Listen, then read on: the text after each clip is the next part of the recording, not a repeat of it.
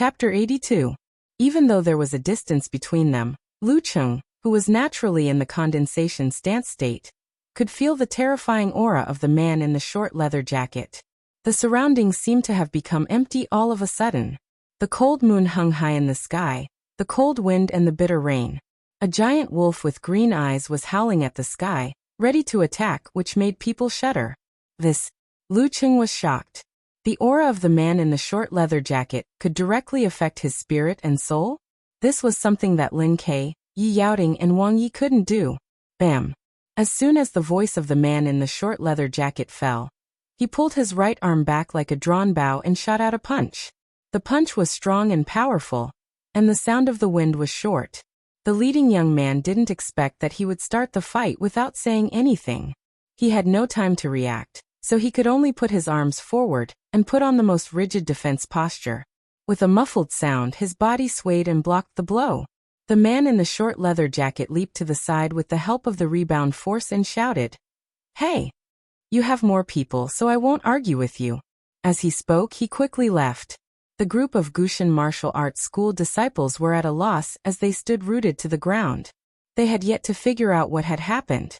It wasn't too rare to have a dispute with someone on the side of the road over a trivial matter. But it was too strange to have such a strong start and weak finish. Wasn't it too strange for it to come to an abrupt end? The man who provoked them just tried and left in a hurry. They didn't understand what he was thinking. If he was afraid of the number of people here, why did he force himself to fight?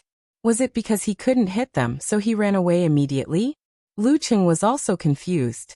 Did the provocation against Gushan Martial Arts School just go away like this?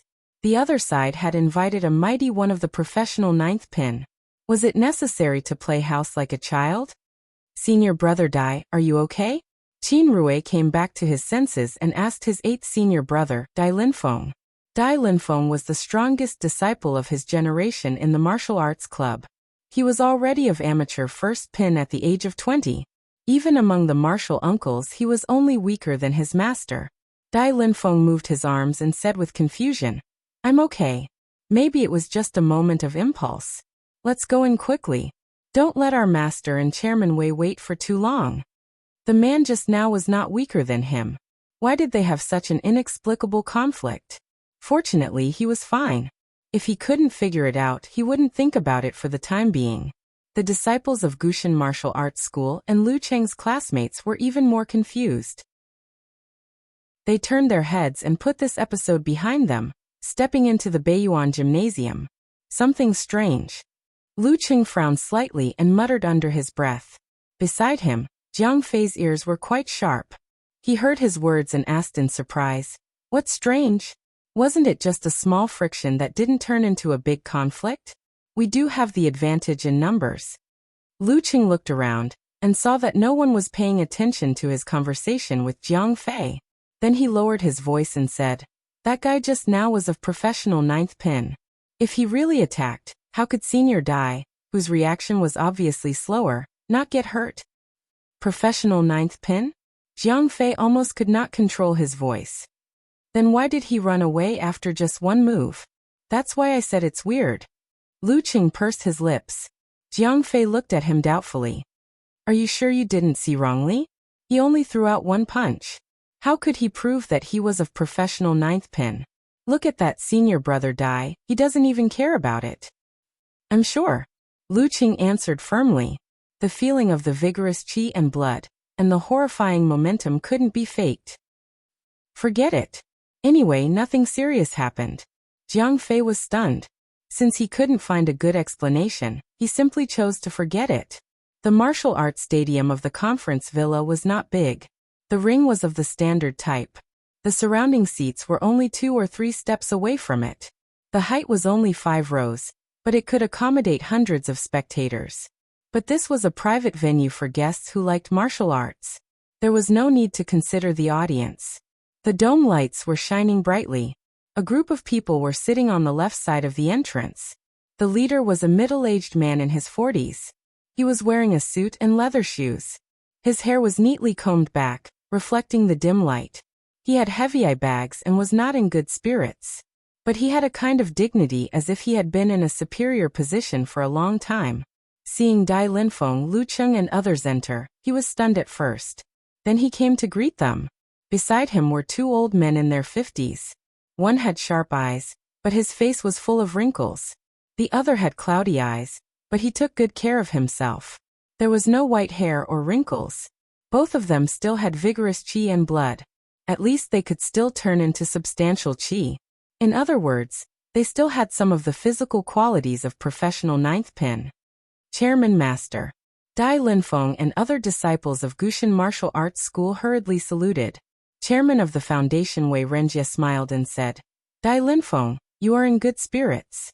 Today you are going to show your strength. Who are these friends? Chairman, they are my high school classmates. Today is a gathering.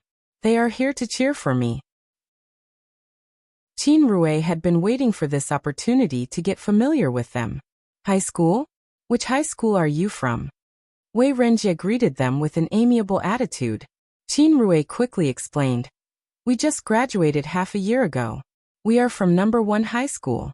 These two are our head teachers, Teacher Wu and Teacher Xian. Oh, Teacher Wu. I have heard of him. He is a special class teacher in number 1 high school. Wei Renjie walked up to old Wu and held his hand. I also graduated from number 1 middle school, so I'm your senior. You are the morning sun, the pillars of Xioshan in the future.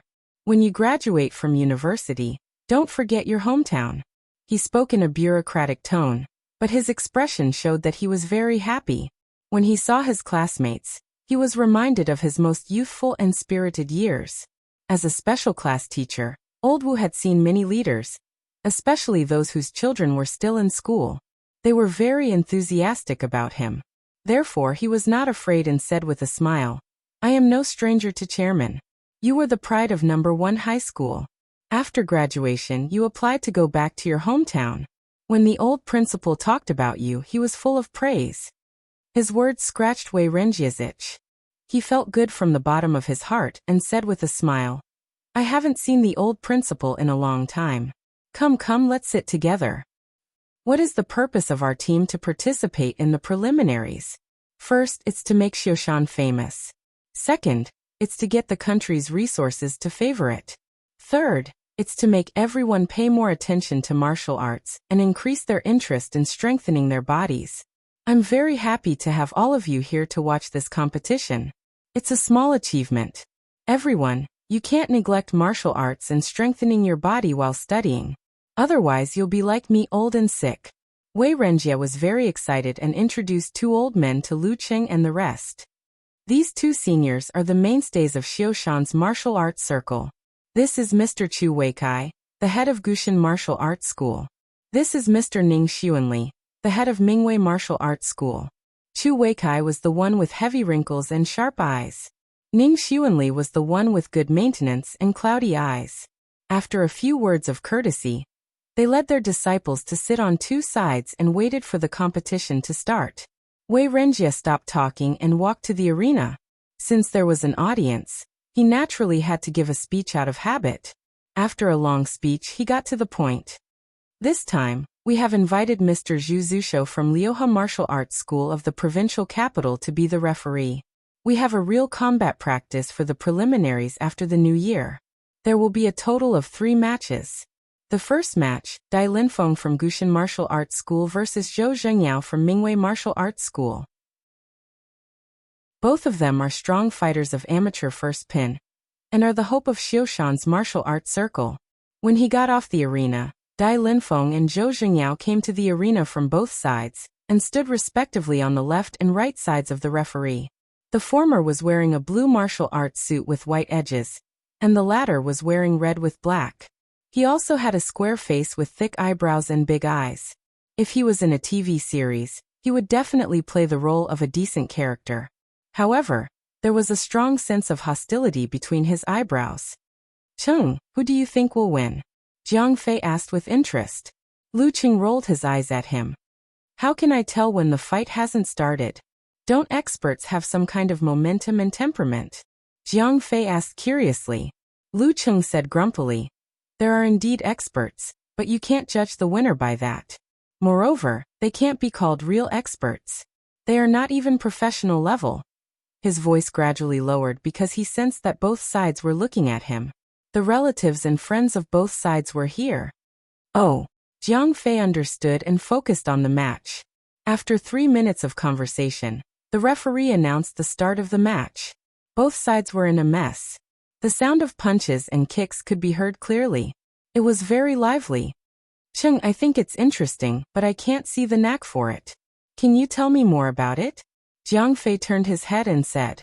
Cheng Qili, Qiu Hailin, Chao Lele, Du Liu, Xiong Tao and the others also looked over. Lu Qing didn't hide anything. He said with a smile. Mingwei Martial Arts School takes the path of strong and fierce attack. Besides, they are good at using their elbows, knees, shoulders, back and head. Wasn't the headbutt just now quite unexpected? Their fighting style is relatively extreme. They rarely parry and attack with attack. Gushin Martial Arts School is close to Xingyi School.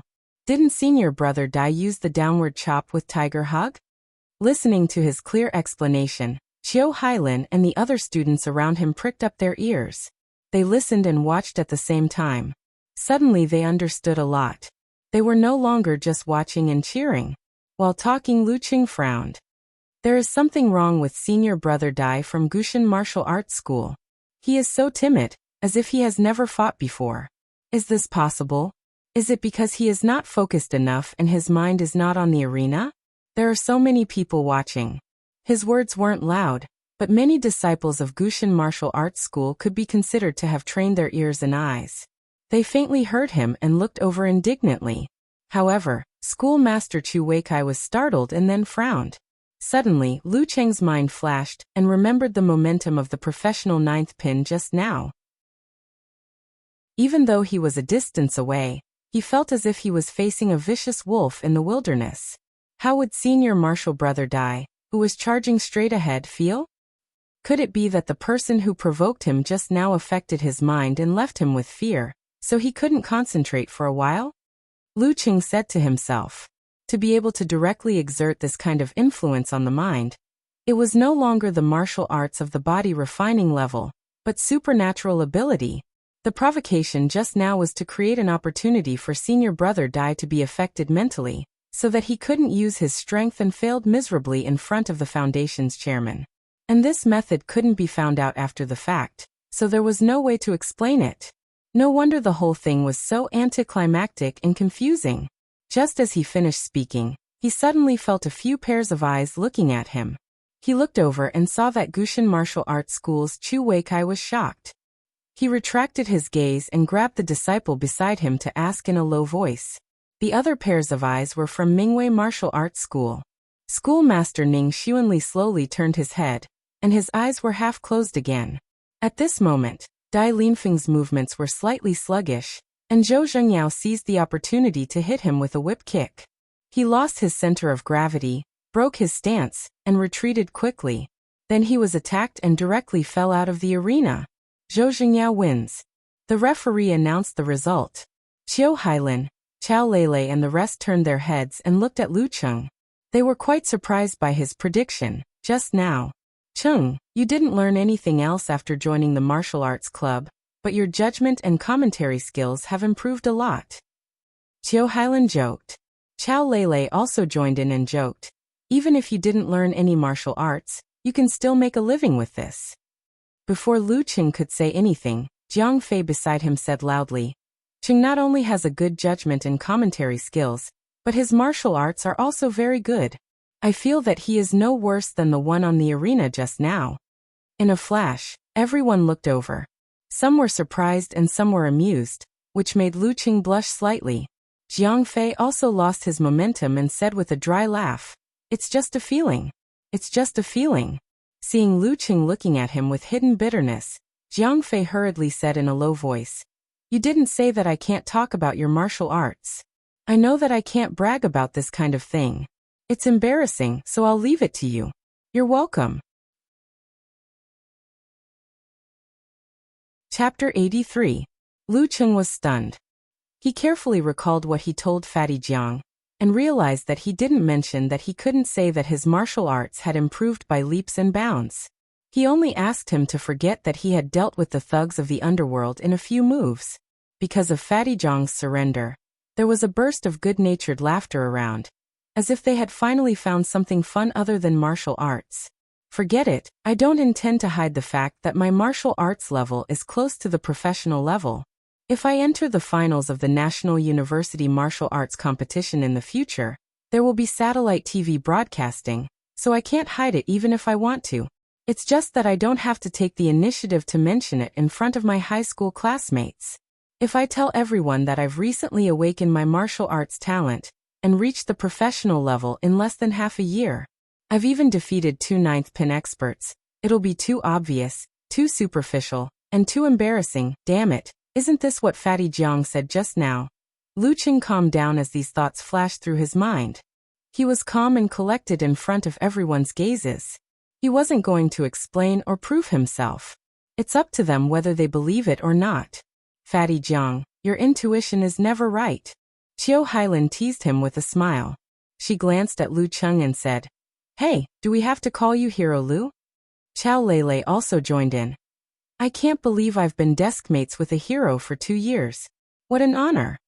Fatty Jiang was a little anxious when he saw the similar attitude of the students who heard the conversation just now. He was about to argue when Lu Cheng suddenly opened his mouth with a serious expression. You can't call me that. Chow Lele, Cheng Chili, Du Liu and the others were stunned, thinking that their joke had gone too far. Qiu Hailin subconsciously asked, Why? Lu Cheng suddenly laughed. You can't call me old. Call me young hero. Understand? Young hero Lu. Pfft. Everyone around burst into laughter. Jiang Fei leaned forward and backward, his fat jiggling. Damn it, Cheng, you're getting funnier. Qiu Hailin also laughed. She looked at the person beside her and said, Lele, Cheng wasn't so talkative before, right? She studied in the capital and learned some local words and phrases. Chow Lele wiped the corners of her eyes. Although he wasn't introverted at that time, he wasn't so cheerful either. It's so funny. After joking around for a while, the disciples of Gushan Martial Arts School and Mingwei Martial Arts School retracted their gazes. It was too degrading to compare themselves with others bragging. At this moment, Dai Linfeng came back from the other side of the ring with a gloomy face, as if he had realized that he had been tricked. The chairman of the foundation, Wei Renjie, shook his head slightly and whispered a few words to old Wu beside him. He stood up and waved at Lu Cheng. I didn't expect there to be a student in our number 1 middle school who is proficient in both the pen and the sword. Lu Cheng, come over and have a chat. Lu Cheng's comments about the competition were only heard by the nearby students, some disciples of the 2 martial arts schools who had good hearing and sight, and the club masters who had reached professional 9th pin. Due to the noise around, Wei Renjie didn't pay attention. However, Fatty Jiang's raised voice came into his ears and aroused his curiosity. He asked old Wu about Lu Cheng's name, school and other information. As soon as he said that, 200 to 300 pairs of eyes fell on Lu Cheng, making him the center of attention in the arena. Qiu Hailin, Chow Lele, Du Liu and the others had strange expressions on their faces. They were worried that Wei Renjie would take Lu Cheng's words seriously and treat him as a master. If he made a fool of himself, he wouldn't be able to clean up the mess. On the other hand, Tao Xiaofei and the disciples of the 2 big martial arts clubs were gloating. Who told you to boast? Yao Kong, a disciple of Mingwei Martial Arts School who rarely looked away from his phone, also found it funny. He mentioned it to someone on QQ as an interesting thing. Lu Cheng deliberately stared at Jiang Fei, then left his seat and walked to the first row. He wasn't afraid of the chairman of the foundation at all. He didn't even respect him. As far as he was concerned, he had yet to enter society. Things like officials and leaders were vague. He was afraid of counselors, lecturers, professors, principals, and masters. It was only natural for him to be in awe of powerful martial artists. As for other things, he didn't expect much from others. A newborn calf wasn't afraid of tigers. Hello, Chairman, he said politely. Wei Renjie pointed at old Wu and teacher Xian beside him and said with a smile, Just now the 2 teachers were praising you. They said that you're hardworking and diligent. They said that you've caught up with them and got admitted to Songqing University. Not bad. God helps those who help themselves. When I was admitted to number 1 middle school from a small-town junior high school, my foundation was also very weak. Others took more than 6 years to learn foreign languages, but I only took 3 years. Others have already touched on the content of high school, but I don't know anything about it. But as long as you're willing to work hard and find the right method, you can still do it." Without waiting for Lu Cheng to answer, he made an empty seat for him and asked casually, "I heard that you joined Songqing University Martial Arts Club. What's your level now?" Lu Cheng thought for a while and said truthfully, "I've only been practicing for a semester." Yes, he had only been practicing for a semester. As for the effect, that was another matter. At this time, the referee announced the start of the second match. Zhou Xingyao from Mingwei Martial Arts Club, who had just won, continued to fight against another disciple of amateur first pin from Gushan Martial Arts Club, Kong Feiyue. Wei Renjie watched the match and said, "How do you feel after a semester of practice? Do you have a lot of actual combat?" He knew from Old Wu that Lu Qing didn't have any foundation before, so he didn't think that he could improve by leaps and bounds after a semester of practice. He understood that it was just a group of boys and girls bragging. The reason why he asked Lu Qing to come here was mainly to ask about something else. "Our coach is an expert specially invited by the principal. It is said that he was at the level of physical invulnerability. He taught us very professionally like still stance. With a few jokes, he let us understand the essence. As for actual combat, I'm sure he didn't have much actual combat experience," Lu Qing answered frankly. Hearing that the coach of Songqing University Martial Arts Club was a former mighty one of physical invulnerability, Wei Renjie seemed to be more interested. He smiled and said, "Lu Qing, can you tell me in detail about your usual training schedule and actual combat preparation before the university martial arts competition? This is what I'm thinking. After the preliminaries have decided on the leading members and invited the leading members, we'll do intensive training and actual combat practice for the next preliminaries. Therefore, I'd like to ask you about the experience of the Songqing University Martial Arts Club. Let's communicate more." Seeing that his attitude was good, Lu Qing organized his words and said, "We usually have classes, so we can only train from 8 to 12 every day. But according to our coach, this is enough. At most, we can add 2 or 3 more hours. If we get tired of training, it's easy to hurt our body. Every time we train in the order of still stance, moving stance, strength training, footwork practice, fighting practice, and pair practice. As for actual combat, before the district competition of the University Martial Arts Competition, the main force and the substitutes will have actual combat competition under the supervision of the coach. Usually, we'll also be asked to participate in some small challenge tournaments nearby to accumulate experience." Wei Renjie listened attentively and asked his secretary to remember from time to time. In the end he said, "Not bad, not bad. The experience of Songqing University Martial Arts Club is worth learning." He then asked some specific questions. Lu Qing answered truthfully if he knew something, and honestly if he didn't know something, he didn't make it up. When they finished the topic, the competition on the stage was also coming to an end. After a fierce battle, Zhou Xingyao defeated Kong Feiyue. But he was exhausted after 2 consecutive battles, so he voluntarily left the stage. The third match was between Shen Jinsong of Mingwei Martial Arts School and Qin Rui of Gushan Martial Arts School. The former was of amateur first pin, while the latter was of amateur second pin. Qin Rui, come on! Under the leadership of Qiu Hailin, the students of Class 4 shouted and cheered loudly. Wei Renjie directly remembered this name, which made Qin Rui's body tremble slightly in the arena. He's improved pretty fast. Lu Qing thoughtfully cheered for his classmates. At the beginning of the second half of the third semester of high school, Qin Rui just passed the ranking event and reached amateur 4th pin. But now, in less than 11 months, he had improved a full 2 pins, which showed that he was indeed talented and hardworking. Looking at his tall and strong figure, he really had an advantage in the amateur level. After a hard battle, Shen Jinsong, who was taller than Qin Rui, barely defeated the 190-meter tall Qin Rui, which made Lu Qing and the other students disappointed. After all, they were Qin Rui's relatives and friends. After losing all 3 battles, the people of Gushan Martial Arts School looked quite gloomy. Originally, the strength of both sides was about the same. But when the main force Dai Linfeng made a mistake, They naturally lost. But they still had to come to Wei Renjie with the people of Mingwei Martial Arts School and accept his post-match summary. After a long speech, Wei Renjie saw Lu Qing next to him and suddenly smiled. He pointed to Zhou Zhengyao, the main force of Mingwei Martial Arts School, and said, "Little friend Zhou, you are in the limelight today. Here is a student who is good at both civil and martial arts. He gave me a lot of advice just now. I think he is lacking in actual combat experience. Why don't you give him some pointers while the referee is still here?" He was very satisfied with Lu Cheng's honest answers, so he wanted to help him gain some actual combat experience.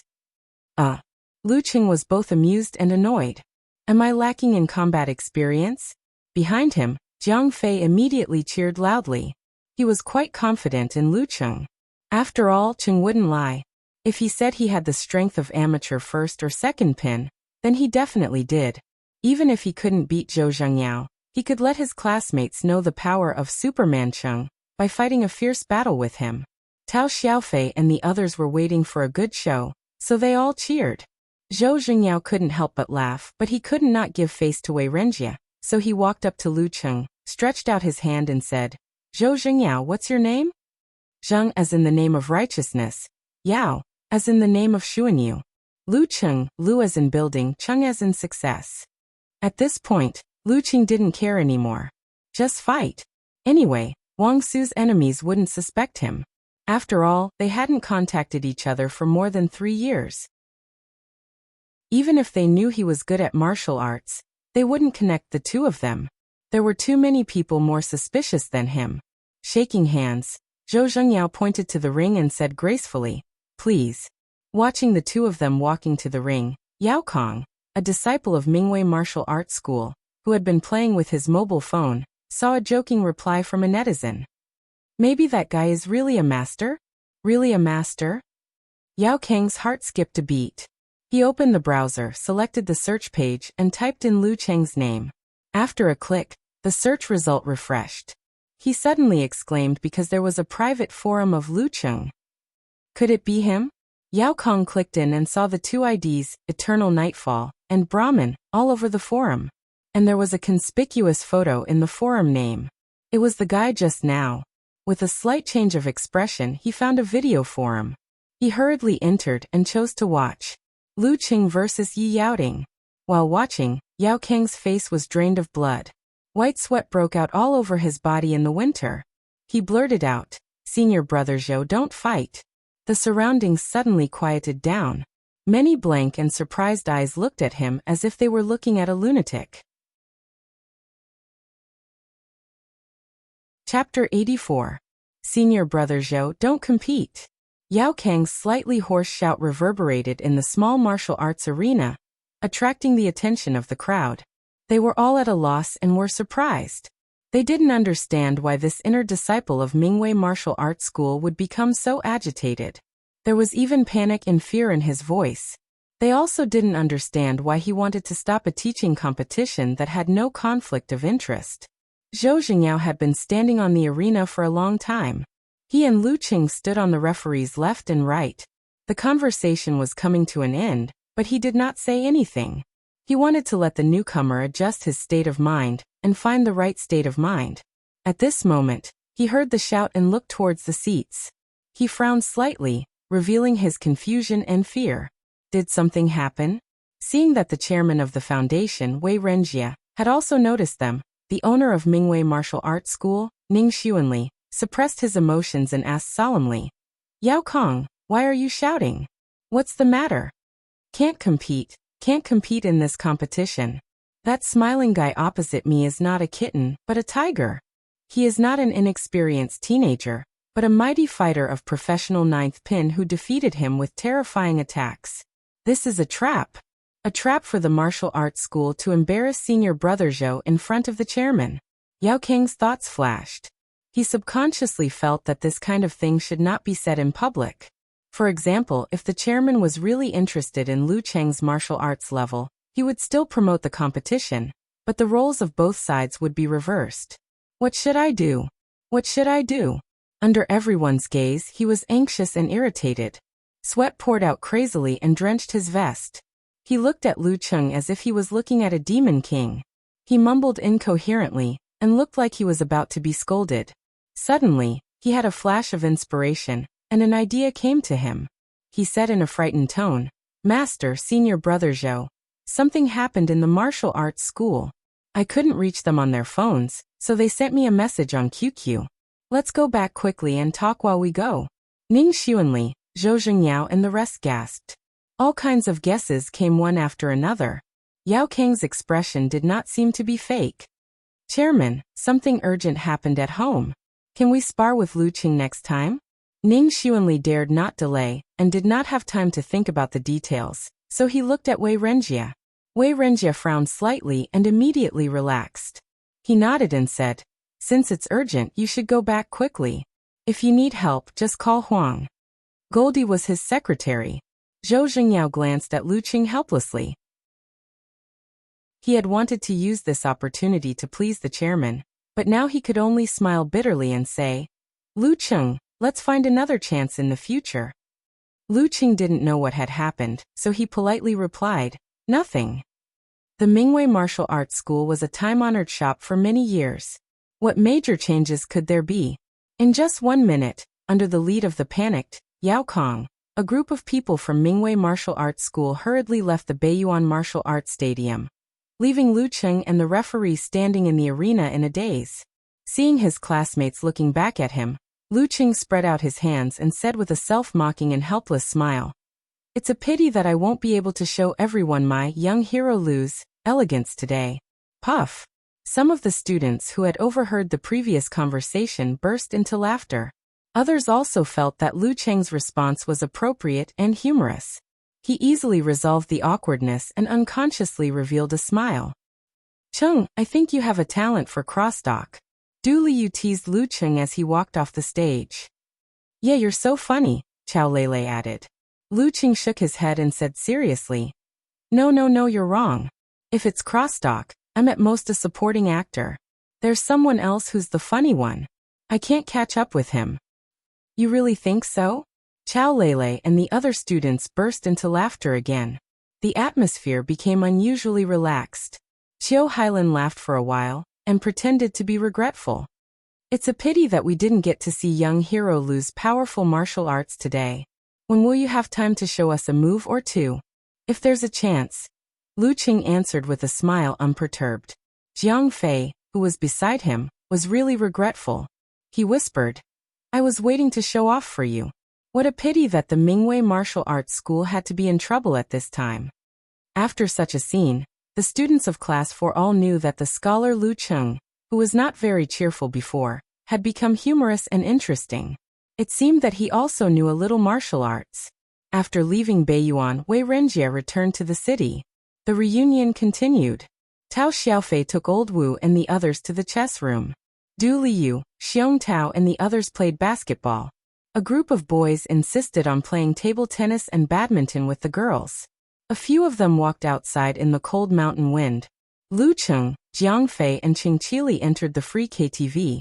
Under Lu Cheng's hint, Jiang Fei also persuaded Qiu Hailan and Chao Lele to come over to create an opportunity for Qing Qili, who was privately known as the Prince of Love Songs. Listening to Qing Qili singing the old song, the most beautiful affectionately, and watching the girls whispering to each other, Lu Qing didn't have the impulse to grab the microphone. Sitting in the corner of the sofa, he took out his mobile phone and sent a message to Yen Zhika with a snickering emoji. "I almost got the limelight today." After a while, Yen Zhika sent a blank emoji. "Did some hooligans chase after the girls in your class and keep harassing them? Did you teach them a lesson? Or did someone confess to the girl you secretly like, and you also stood out on impulse? At the critical moment, you snatched the bride, no rush to express your feelings? What kind of speculation are you making?" Lu Cheng expressed his feelings with ellipses. "Aren't you the girl I secretly like?" At this time, the song echoed around them. "You are the most beautiful in my heart." Yenjika sent a smiling emoji. "Isn't this often written in novels? What kind of novel are you reading?" Lu Qing sent a dazed emoji. Yenjika sent a proud emoji with shining teeth. "Romance novel. Is there a problem?" "No, there's no problem. I'll beat up whoever says there is a problem. Lucheng replied flatteringly and changed the topic. Didn't I mention that Xiaoshan is going to organize a preliminaries team? Yeah, your classmate from Gushin Martial Arts School is going to compete with Mingwei Martial Arts School in the North Garden of the Conference Villa.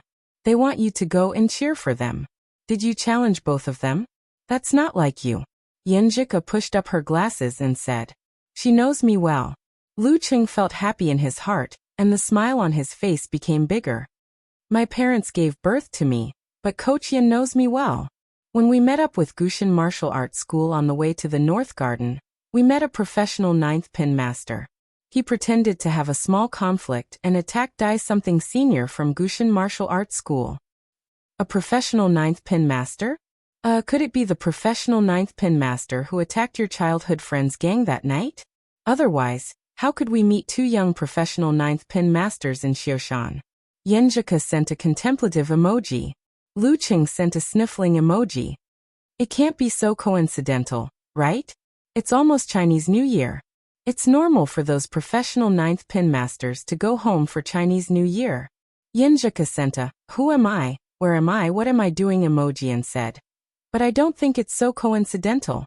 I recall that the next morning after your childhood friend's bar was attacked by a professional 9th pin master, Gushin Martial Arts School received a challenge from Mingwei Martial Arts School, which led to today's competition. On the way, a professional 9th pin master came to pick a fight. Is it a coincidence? Well, now that you mention it, it's possible. Wang Su said that no one was killed that day and the matter was suppressed. That professional 9th pin master really dared to move around. Lucheng recalled the details and found that Yenjika's words made sense. He praised her from the bottom of his heart. You're really wise, Coach Yan. It seemed that Wang Su's opponent was inextricably linked to Mingwei Martial Arts School. Since the professional 9th pin master's attack didn't succeed, he might as well use it on the preliminaries. Yenjika sent a gleaming white teeth emoji and said, Now you understand my reasoning ability? I've read countless detective novels and comics such as Sherlock Holmes, Agatha, Ling Xiao, Kenichi, Detective Conan, and so on. I'm a master who has mastered 1785 secret room killing methods. Are there so many secret room killing methods? Lucheng asked subconsciously. He used to be addicted to detective novels. Yenjika sent a laughing with arms akimbo emoji and said, Don't worry about these details. Please call me Detective Famous. Okay, Miss Detective Yan. Lucheng said with a prostrating emoji. Miss, I'm not that old yet. It's not serious enough to call me classmate. Yenjika sent a so embarrassed emoji. Lucheng had an idea and sent a smirk emoji. Then I'll call you Detective Fairy. Yenjika seemed to be speechless. Fatty Jiang glanced at Lucheng, then turned his head to look at Chao Lele and Qiu Hailan who were singing together. He clicked his tongue and said, Cheng, your smile is so King. How do I put it? Disgusting. If you're so capable, you can also find a girl who is so disgusting. Lucheng mocked Jiang Fei who had been single for thousands of years. Jiang Fei's expression suddenly became sluggish. He felt the cold wind and was hurt by 10,000 points. Lucheng didn't care about him. He saw Yenjika finally replied. Okay, then what? With a big smile on his face, Lucheng typed quickly. That professional 9th pin fighter didn't directly hurt Senior Dai as I thought he would. Instead, he just bumped into him and left quickly. But when they bumped into each other, I happened to be using the condensation stance, and felt like I was in the desolate wilderness facing a wolf. At first, I didn't pay much attention to it. But when Senior Dai started to shrink back and seemed to be unable to concentrate, I started to suspect that the professional 9th pin fighter just now had a supernatural ability to affect my mind without leaving any trace, planting fear and changing the result of the match. It's not necessarily a supernatural ability. Secret Manual of Killing and Dark Infinite Scripture have similar secret methods of spiritual aura, which are quite strange. To put it more accurately, they are the unique skills of the Death Sect and Dark Sect. Yenjika said with an I'm very serious emoji. It was the first time Lucheng heard about this. He was surprised and impressed. Coach Yan, you know so much. Yenjika said with a snickering emoji. I used to be in poor health and had no hope in martial arts, so I was quite passive in this aspect. Hobbies are just hobbies. I wouldn't purposely look through Grandpa's bookcase. But now I've thought it through. Even if I can't enter the dance stage, it's still a wonderful thing to be a professional ninth pin fighter. So I'm very interested in Grandpa's bookcase, and look for a few books to read from time to time. On the minibus going down the mountain, Zhou Zhengyao stared at Yao Kong and said in a low voice, "What's going on?" "The martial arts school is fine." He had already called the junior who stayed in the martial arts school. Yao Kong passed the phone to him and said, "Senior Zhou, look at these videos. They are the videos of that student, Lu Cheng's competition." His face was slightly pale with fear, but there was a hint of pride in his expression. He felt that he had stopped a plot against his own martial arts school. Zhou Zhengyao looked at him suspiciously and watched the videos with the other junior brothers. The schoolmaster, Ning Xuanli, sat at the side and waited for the report after seeing that the martial arts school was fine. While watching the videos, Zhou Zhengyao suddenly raised his head and looked at Yao Kong in horror. He blurted out, "Is this really that Lu Cheng?" Not to mention Lu Cheng, even the girl of professional ninth pin who was competing with him was powerful enough to beat the crap out of him. How powerful was Lu Cheng, who defeated his opponent with violent attacks? If they were to have a teaching competition, the result would be unimaginable. Yao Kong recalled what he had seen and still trembled a little. "I've checked the information, it's him. This is a trap for us." Ning Xuanli was getting more and more confused. He said hurriedly, "Give me the phone." Chapter 85. It was the first time that Zhou Zhengyao, Yao Kong and the rest of the disciples were trembling in fear. They were no longer as arrogant as they were before, and the hostility between their eyebrows had faded away. They looked at their master, Ning Xuanli, and waited for him to make a decision. Ning Xuanli first watched the video of Lu Cheng's fight with Yi Yaoting. At the beginning he was not surprised at all.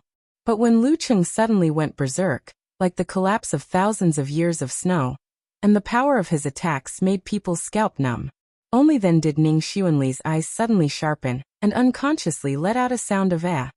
This kind of outburst. Did he use a unique skill that overdrew his potential? Or did he awaken something? He muttered to himself. Without saying more, he quickly exited the video and watched the highlights of Lu Cheng's fights with Zhou Yuaning, Wang Yi, Wu Shitong, and Jin Tao. As he read on, Ning Xuanli gasped in astonishment. Mercurial balance, mercurial balance. He actually mastered mercurial balance. Has he achieved great success in meditation? Listening skill. This kind of listening skill is also not to be underestimated. To be able to fight so many 24 snow strikes consecutively, his physical strength is simply a monster. Every word he said was like a drum that heavily hammered on the hearts of Zhou Zhengyao and the other disciples, making their faces paler and more dignified. The screen of the phone dimmed and naturally locked. Ning Xuanli did not say anything for a long time.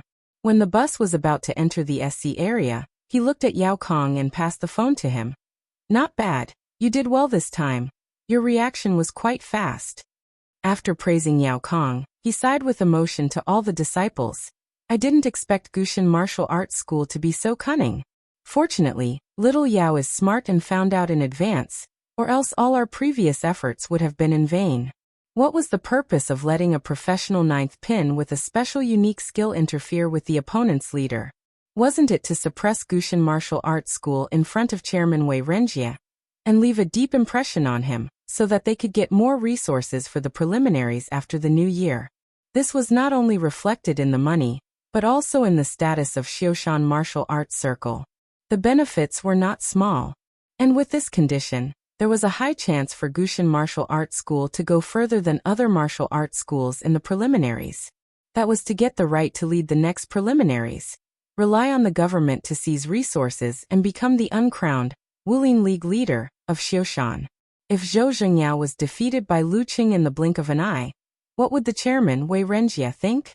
Zhou Zhengyao had a shocked expression on his face. He patted Yao Kang's shoulder and said, "Normally, I thought that it was not good for Yao Kong to be so addicted to the internet, but now, I realize that there is a good side to everything." Yao Kong was praised by his master and his strongest senior brother again and again. He felt like he was floating in the air. He blurted out without thinking. Fortunately, we also made arrangements in advance and completely defeated Gushin Martial Arts School. Otherwise, I really don't know what kind of trouble they would have caused. They could only hope that both sides would suffer. Compared to that person? After rejoicing, Zhou Zhengyao couldn't help but ask curiously. How is that possible? Then how could he defeat a fighter of professional ninth pin? A group of disciples blurted out in disbelief. Ning Xuanli's eyes turned cloudy. He sighed.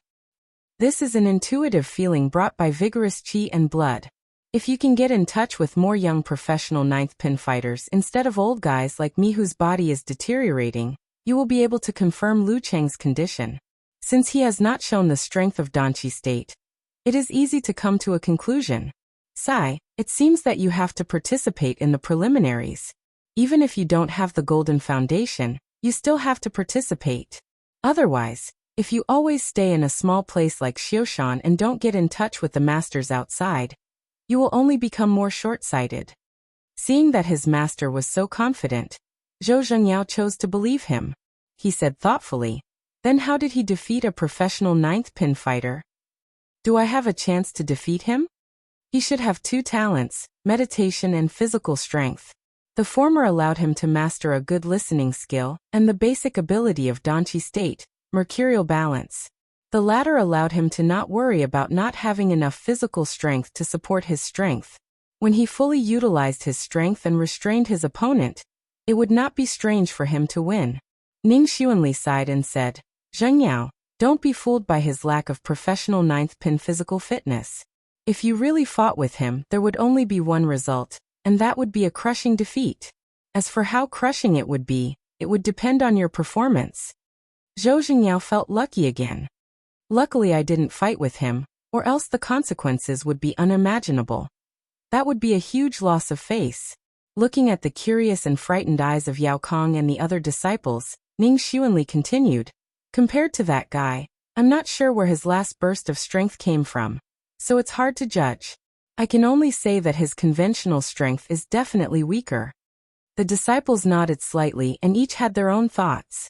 Suddenly, Zhou Zhengyao's expression changed. That's right, we won't be in the same circle. What's the point of fighting?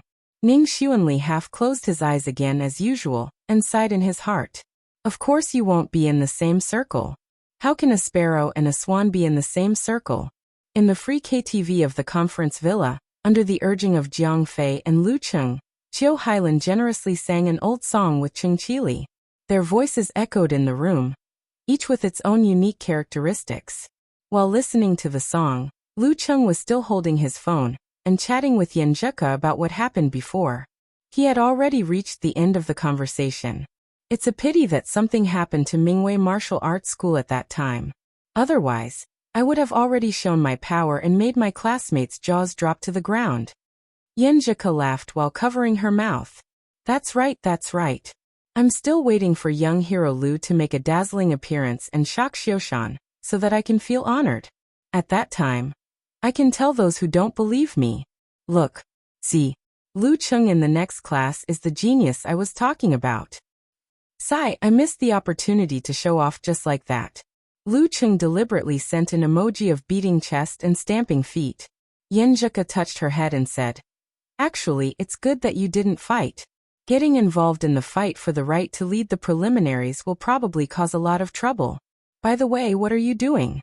Is the class reunion fun? What am I doing? Chatting with you, Lu Cheng said with a smirk.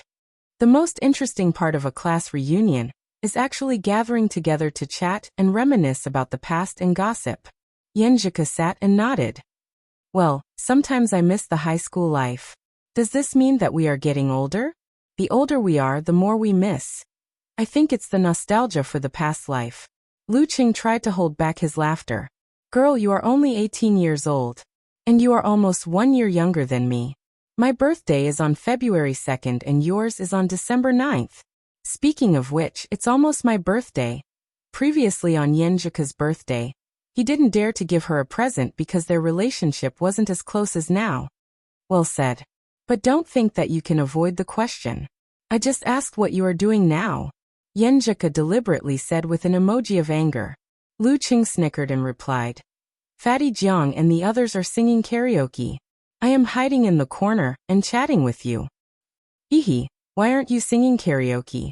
Didn't you say you are a microphone hog? Yenjika asked with a smile. Lu Qing thought for a while and carefully said. You have to prioritize things. How can singing karaoke be more important than chatting? Yenjika replied with a smirk and didn't say much. After chatting for a while, her reply slowed down because her parents were finally on vacation and had flown to Jiangnan. She missed her parents so much that she had to follow them to pick them up. Lu Qing had nothing to do. At this time, two figures appeared in front of him. Qiu Hailin and Chao Lele saw that he finally put down his phone and came over to tease him. Cheng, are you chatting with your girlfriend? Why don't you sing with us? Their voices echoed and they had to come closer to talk. Haha, I am still a little bit away from being a girlfriend. Lu Qing said frankly. Although he didn't say it was Yenjika to avoid embarrassment, there was no need to hide the fact that he had a sweetheart. Qiu Hailin said. Oh, then you have to work hard. Du Liu is no longer single. Go and choose a song. Don't just listen to us sing. That's right. Cheng, come on, let's sing Little Apple. Jiang Fei cheered during the break. Lu Qing smiled and didn't refuse. He stood up and took over the microphone. After singing a few songs, he felt a little stuffy in the room, so he walked out of the room to get some fresh air. Looking at his back, Qiu Hailin whispered into Chao Lele's ear. Cheng has changed so much. Pfft, not as much as you, monitor. Chao Lele joked. Qiu Hailin shook her head. It's not the same. I changed in appearance, but he changed from inside out. He has a temperament. That's true. I have been desk mates with Lu Qing for 2 years. Although I feel that he is not a stuffy person, he is good at chatting and is quite humorous. But he is totally different from now. At that time, he seemed to lack confidence and was not generous enough. He seemed to be more timid. Chao Lele was a girl who was good at observing others. Qiu Hailin teased. Why? Are you moved? What a pity. Your old deskmate has a target. Bah. How is that possible? I like the pretty boy type. Chao Lele retorted with a smile. Coming out of the room, Lu Qing walked through the hall and came out. The cold air blew on his face, making him feel refreshed. Not far away, Qin Rue was squatting by the frozen pond, smoking and looking depressed. What's wrong? Haven't you recovered yet? Lu Qing walked over and asked. Qin Rue sighed. Yeah. I know you will persuade me that winning and losing is a common thing for martial artists. But I always feel depressed. No. I won't persuade you. Failure is failure. How can it be a common thing? What I want to persuade is that after knowing the pain of failure, you should work harder instead of smoking here. Lu Qing told him how he felt at that time. Qin Rue was stunned and looked at Lu Qing. Why do I feel that what you said makes sense? Haha, right? Since you want to work harder, quit smoking. Smoking is bad for your lungs. You should know how important the lungs are in martial arts. Lu Qing persuaded. Of course, it was their business whether they listened or not. He wouldn't force them. Okay. Qin Rue thought for a moment and put out the cigarette. He looked more determined. Cheng, I'll call you Cheng. Don't lower yourself to Tao Xiaofei's level. He is a good person, but he doesn't know how to take care of others' feelings. Don't worry. I don't care about that. Lu Qing answered calmly. They chatted for a while. Qin Rue, who had regained his morale, couldn't wait to start training on the spot. He said to Lu Qing, I've met my classmates, chatted with them and drank with them. This gathering is worth it. There should be nothing else. You tell Monitor that I'll go back first. Haha, since the martial arts school lost the competition, I think it's better to be with them. Okay. Be careful on your way back. Lu Qing reminded him. Qin Rue also teased him. It's a pity that I couldn't see young hero Lu's style today. Show me some of your moves when you have time. He entered the main city of Xioshan by an online taxi. He went back home first and then went to Gushin Martial Arts School. When he passed by Mingwei Martial Arts School, he happened to see Zhou Zhengyao coming out. Damn, I should have taken a detour. Qin Rui felt that he would be laughed at and irritated by Zhou Jingyao's arrogance. But he was sure that he couldn't beat him. Hey Qin Rui, your class reunion is over? Zhou Jingyao was surprised to see Qin Rui, but then he greeted him with a smile. Qin Rui said sullenly, no. I came back early. It's none of your business. Zhou Jingyao tried to make his smile friendly. You fought well before, but you were a bit impatient. You should be able to improve after you get rid of your temper. Well, I have something to do. Let's talk more when we have time. Qin Rui was confused. It was the first time that he saw such a kind Zhou Jingyao. Seeing Zhou Jingyao's back disappear on the other side of the road, he finally came to himself. He touched his cheek and blurted out, Psycho. Inexplicable. Chapter 86. Watching Qin Rui leave, Lu Qing retracted his gaze and looked at the frozen pond in front of him. Faint sounds of mahjong tiles colliding, indistinct singing, the sound of a basketball hitting the ground, and the cheerful laughter of his classmates could be heard. In front of him was his reflection on the ice, as if he had traveled back in time from high school.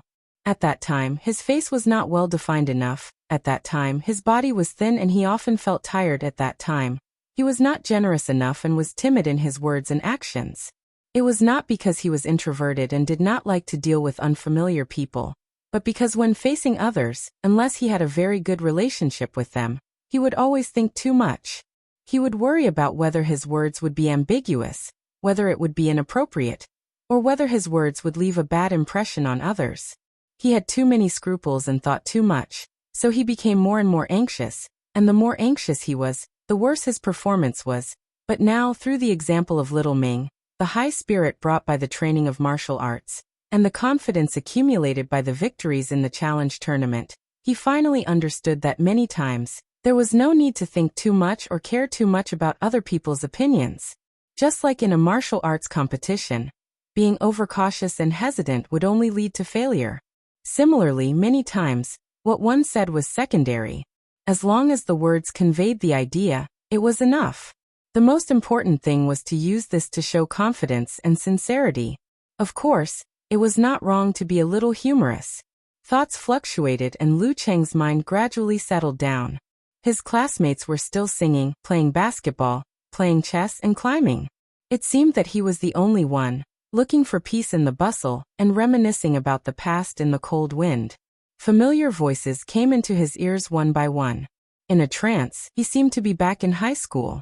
It was hard and depressing, but at that time, it was really hard and depressing. When the sun had just risen, he had already sat in the classroom and started the morning self-study.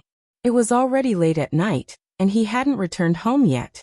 Taking advantage of the time when the evening class was over, he hurried to do his homework and discuss with the students who lived on campus. His time was occupied by one class after another, and one exam after another, and his youth seemed to have become pale because of it.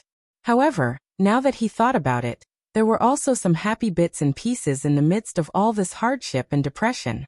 It was the joy of finally getting a satisfactory score, and a satisfactory ranking in the exam. It was the joy of finally finishing homework ahead of time, and being able to go home and relax. It was the beauty of taking a break from the busy class, and telling all sorts of interesting stories to his deskmate, the one in front of him, and the one behind him.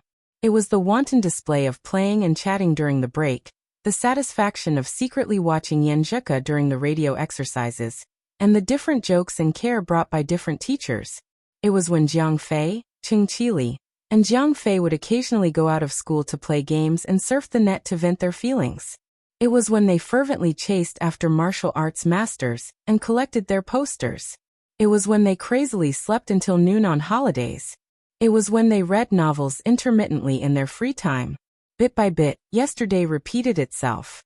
This was his flowering season and rainy season. This was his high school life.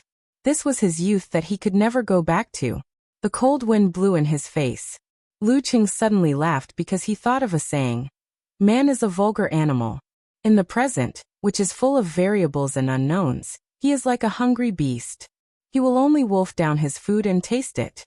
When everything is over and he recalls the past, The little bit of beauty will ferment and be able to taste it. However, it can no longer be reproduced. No wonder there was such a thing as the rebirth novel. Sometimes it was not about changing history, but about savoring the past. After sighing with emotion for a long time, he suppressed these thoughts and returned to the KTV box. He sang while chatting with Yenjika. At 4 o'clock, they felt it was too stuffy here, so they went out for a walk. Looking at the beautiful mountain scenery, breathing in the cold and fresh air, they talked and laughed about their embarrassing past.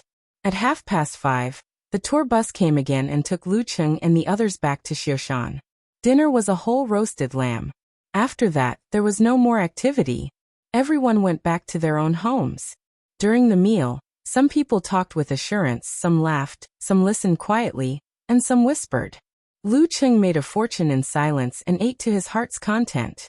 At the end of the meal, Qiu Hailin, who was sitting at the same table as old Wu, stood up and held a glass with a thin layer of red wine in it. She looked around and suddenly burst into laughter when she saw Lucheng's table. "Fatty Jiang, you really eat a lot. You finished so much roasted lamb. There is still a lot left at other tables. No wonder you are so fat." Fatty Jiang looked aggrieved and glanced at Lucheng with hidden bitterness. "I didn't eat much. I was just chatting, drinking and bragging. Brothers are used as scapegoats." Lucheng patted him on the shoulder silently. Using this topic to attract the attention of all the classmates, Qiu Hailin said in a clear voice, "For this class reunion, let's start off with a toast to Teacher Wu and Teacher Xine. Then, when we end it, let's toast to each other and ourselves. I know that everyone will go their separate ways in the future, and have their own opportunities, so we might not have many chances to meet again. But I hope that we will never forget our friendship as classmates. You have to know that in these 3 years, yes, for some of you who came here in the second year of high school, we have spent more time together than our parents and relatives. Our memories belong to each other. Let's drink to our friendship on the long journey. A smile when we meet is enough." "She is indeed from the school's speech club." Lucheng smiled and raised his glass with water instead of wine. He knew that Qiu Hailin had joined the speech club in Capital College. "Cheers!" After a shout in unison, everyone drank the drinks in their glasses, looking excited and sentimental. After that, people left one after another. Lucheng and Jiang Fei fought until the end to wait for Chengqili, and Chengqili fought until the end to talk more with Qiu Hailin. In his eyes, there were several tables full of messy cups and plates, just like the mess after a feast, and also like waking up from a beautiful dream. Lucheng took a deep look, exhaled, and turned to leave. He was the last one in this class reunion. Memories end here. The past can't be chased anymore. Now I need to know how to grasp the present. Just like Chengqili chasing Qiu Hailin. Just like me chasing Yenjika. A few days after the reunion, it was the end of January, New Year's Eve. Lucheng watched his parents pack up for the trip to Grandpa's house. He thought for a while, and walked to the balcony. Facing the pot of chives he planted, he took out his phone. At night, he had to chat with his family, chat with Yenjika, send New Year's greetings to Kai Xiaoming and other friends, and call his master in the afternoon to express his gratitude. After the ringtone, Lucheng heard a familiar hoarse voice. "Not bad, you still remember to call me." "Yes, Happy New Year, Master," Lucheng said with a smile. "Happy," Geysersher said in a bad mood. "Being controlled, you have to be sneaky even when smoking and drinking." "Haha, who is it?" Lucheng asked with a smile. "Master usually looks like a lonely old man. If her thoughts were to be found out by him, she would definitely get a good beating." Geysersher sighed. "My daughter and son-in-law." "Then please send my greetings to senior sister and her husband," Lucheng said politely. Hee, Master's tone didn't sound unhappy. As the saying goes, don't talk but your body is honest. After a few words of greeting, Geysersher said, "Since you called, I have something to tell you first." "What is it?" Lucheng was surprised and curious. Geysersher coughed a few times and said, "Next semester is the national competition, which has nothing to do with us. There are 8 or 9 months between the start of the semester and the next district competition. It's not enough to just practice and set moves in such a long time. I have to find some real combat practice for you guys. Otherwise, who can you beat when it comes to the district competition? Real combat practice? How? Lucheng was excited. Gieserscher said, the other schools usually find the martial arts clubs or martial arts schools nearby to exchange training, or participate in the small challenge tournament not far away in batches. I think that the intensity of real combat is not enough. How can you face the top teams in Shanbei in the future? Since you almost have the strength of a quasi-professional, and with the growth of Lin Kei and the others, you can form a team to participate in the preliminaries after the new year. Preliminaries? Lucheng blurted out in surprise. He was going to participate in the preliminaries? Why are you surprised to hear about the preliminaries? You can have more real combat practice with the strong. Anyway, you can't go too far in the preliminaries and delay the martial arts competition's district competition in the second half of the year. Work hard. Maybe you can get some secret manuals or share the bonus. Gieserscher laughed and scolded him. For some reason, Lucheng suddenly felt a surge of excitement. Preliminaries. The entrance competition of the professional martial arts circle. But, Master, will it delay my usual study? The preliminaries have home and away games. He asked worriedly. Gieserscher snorted and said, are you looking down on your master? When the time comes, I'll inform the chairman to arrange our away games on the weekend. Anyway, it's a division, so it's not too far away. Then he added, you have to practice hard and seize this opportunity to improve. At the end of April, directly sign up for the ranking event of professional 9th pin. Directly sign up for the ranking event of professional 9th pin. Lucheng took a deep breath and was immediately filled with excitement. The first ranking event of professional 9th pin? That's right. A man should have a goal. After ending the call, he couldn't wait to share this with Yenjika immediately. But after thinking about it, he decided to wait until the new year, and then call her to tell her. Then he would have an excuse to enter the new year with Yenjika while listening to the sound of firecrackers and each other's breathing. Then he could occupy her time from the old year to the new year. I'm so smart. Back in the living room, Lucheng saw that his parents were almost done with tidying up. He quietly went back to the room and took out the gifts for them.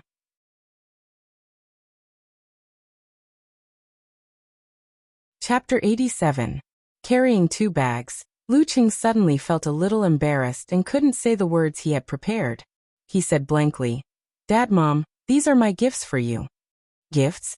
Lucheng's mom put down the things in her hands and looked at him with surprise and suspicion.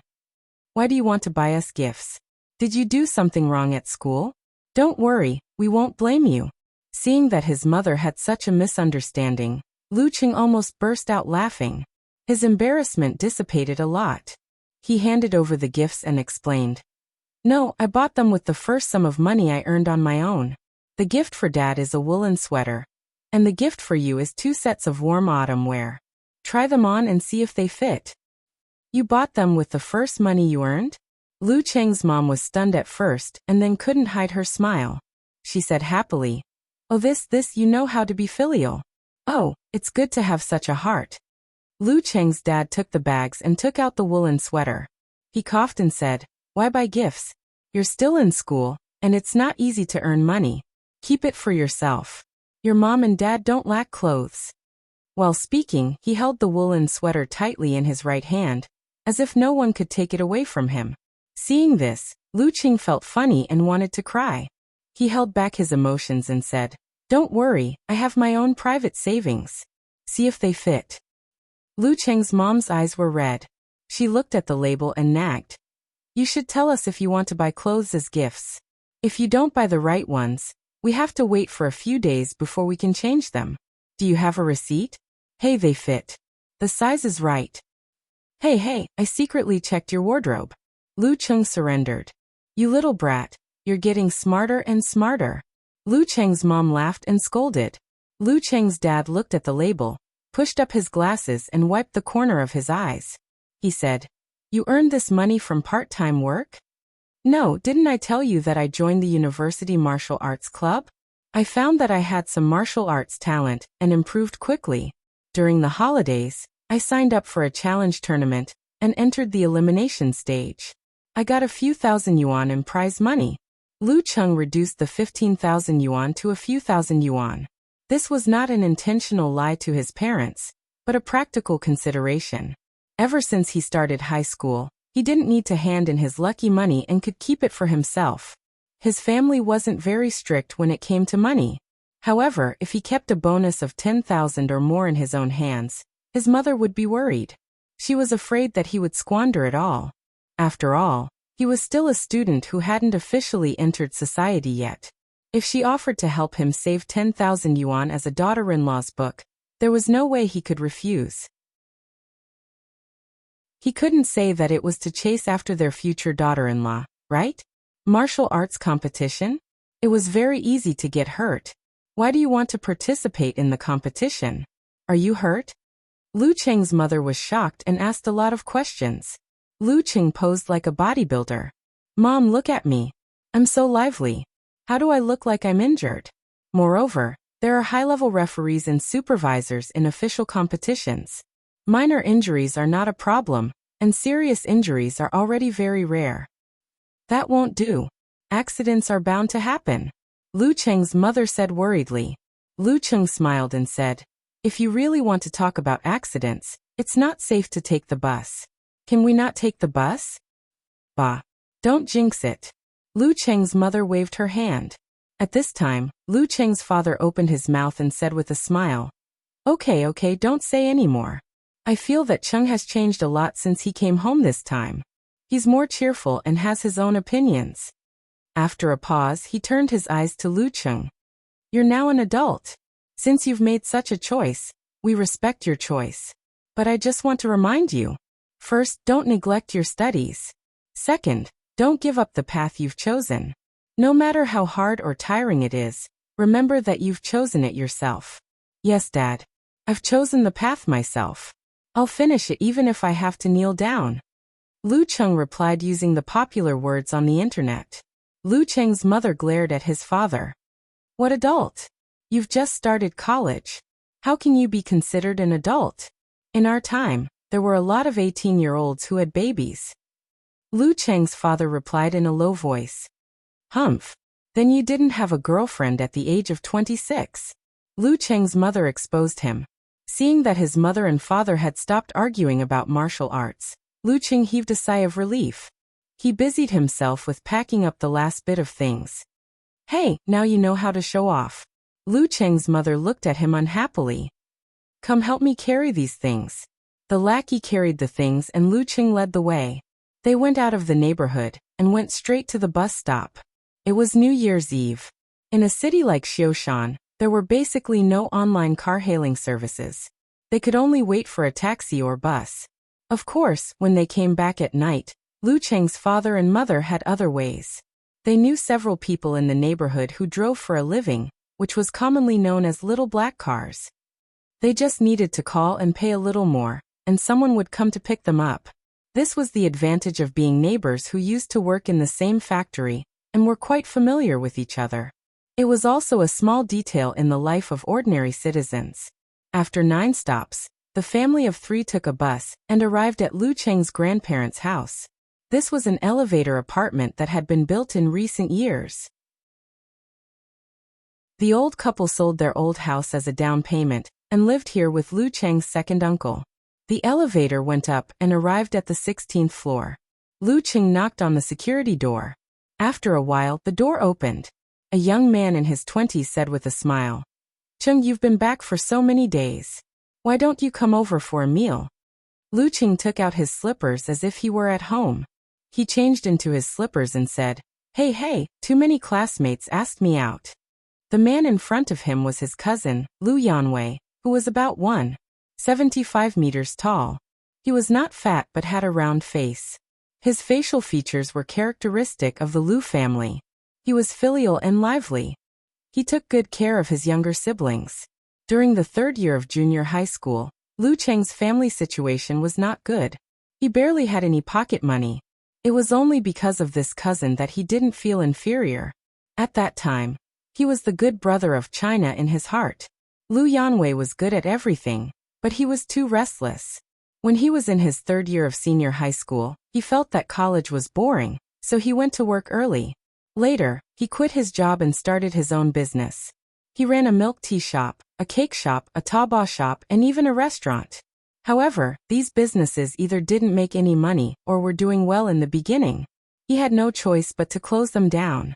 After a few years, his parents, who were also his second uncle and second aunt, were almost emptied out. He had no choice but to go back to his old place to work. Not bad. You're doing well, Lu Yanwei said with a smile. He took out a pair of slippers from the shoe cabinet and handed them to Lu Cheng's parents. Big Dad, Auntie, come in. It's windy outside. Lu Cheng's father was the oldest among the 3 siblings. However, because he focused on his studies, he didn't get married until he was 27. As a result, Lu Cheng was 5 years younger than Lu Yanwei. When he entered the living room, the first thing he heard was the sound of the TV and cooking in the kitchen.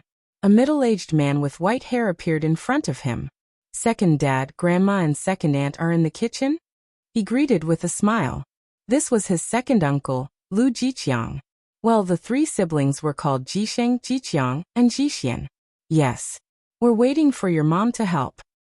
Lu Jiqiang nodded. You're so capable. What else do you need me to help you with? What's the use of being a chef? Lu Cheng's mother, Qi Feng, said sarcastically.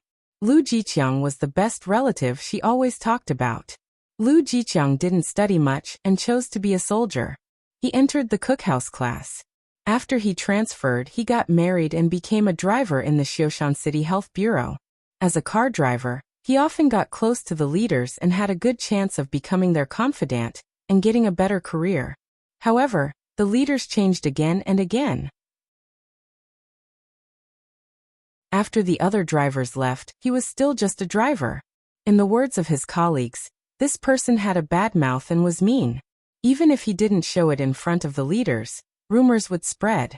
Therefore, he was delayed again and again. Fortunately, he had gotten to know some people, so he decided to take a leave of absence and use his connections to contract a canteen. Because he was from the kitchen and had good culinary skills, coupled with his wife, Wang Lily, who was diligent and hardworking, he lived a prosperous life for the past few years. Lu Cheng's parents asked him for money during their most difficult time, but he refused.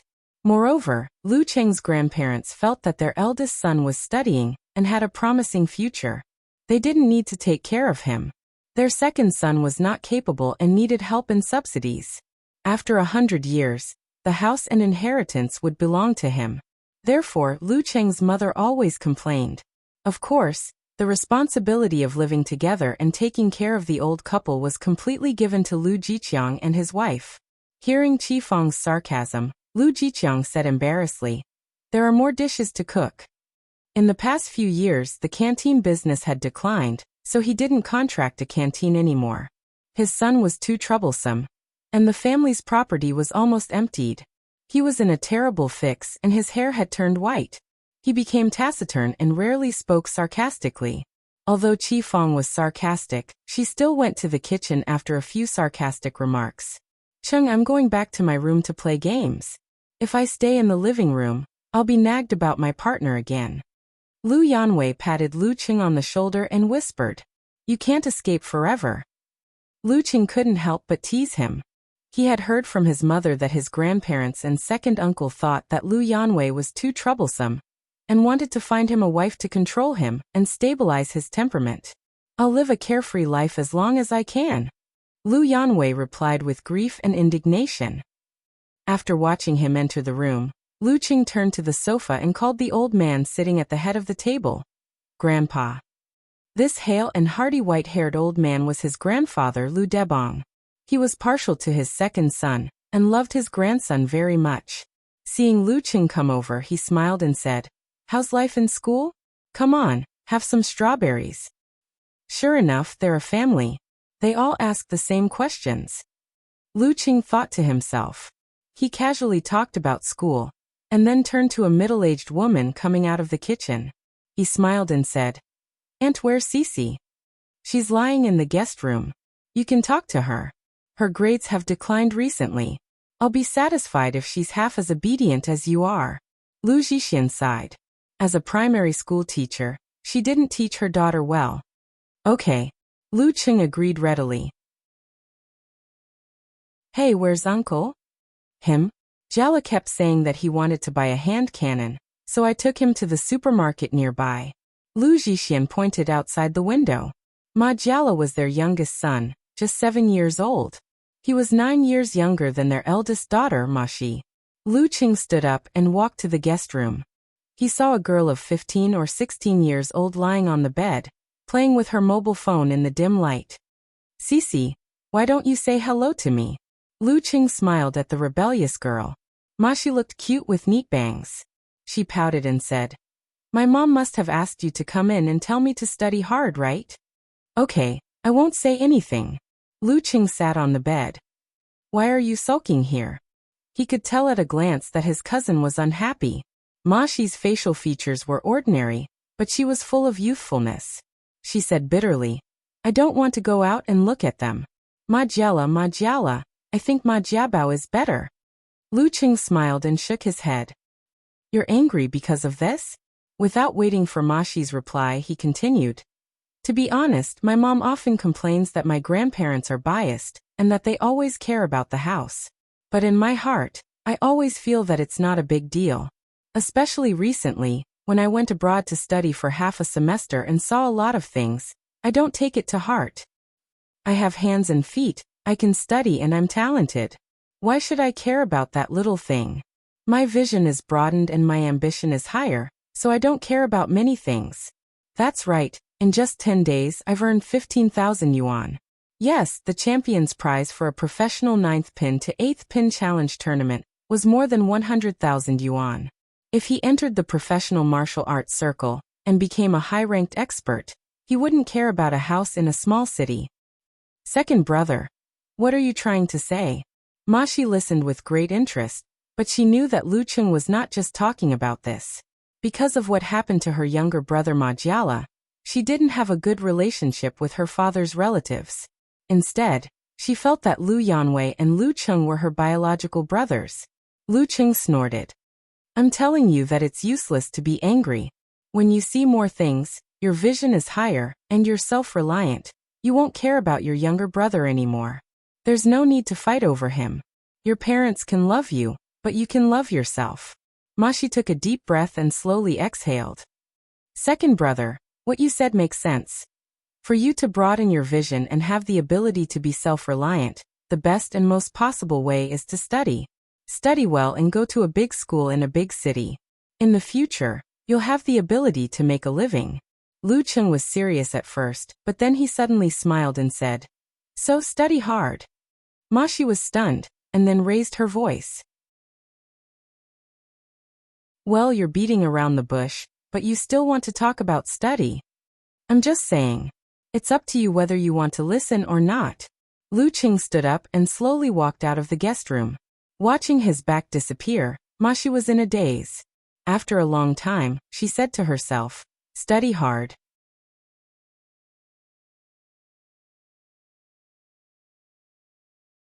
Chapter 88. Back in the living room, Lu Qing sat on the other side of the sofa. While listening to the adults chatting, he took out his phone and sent a message to Yenjika. I've sent out the gifts. My parents like them very much. They said the design is very good. Yenjika said proudly with her teeth shining, Look at whose taste it is. That's right. Your taste is much better than mine. Lu Qing complimented. Coach Yen, please guide me in the future. Yenjika sent a shocked emoji. What else do you want to learn other than martial arts? Yeah, you're my life coach. Lu Qing sent a snickering emoji. You'll help me solve my single problem. Yenjika sent an emoji of touching its chin and pondering. How can someone be your life mentor so casually? No matter what, we still have to pass the 81 trials. What tests? I'm ready. Lu Qing sent a roaring emoji. Yenjika sent an emoji rolling its eyes. I haven't decided yet. Let's talk about it later. Alright then.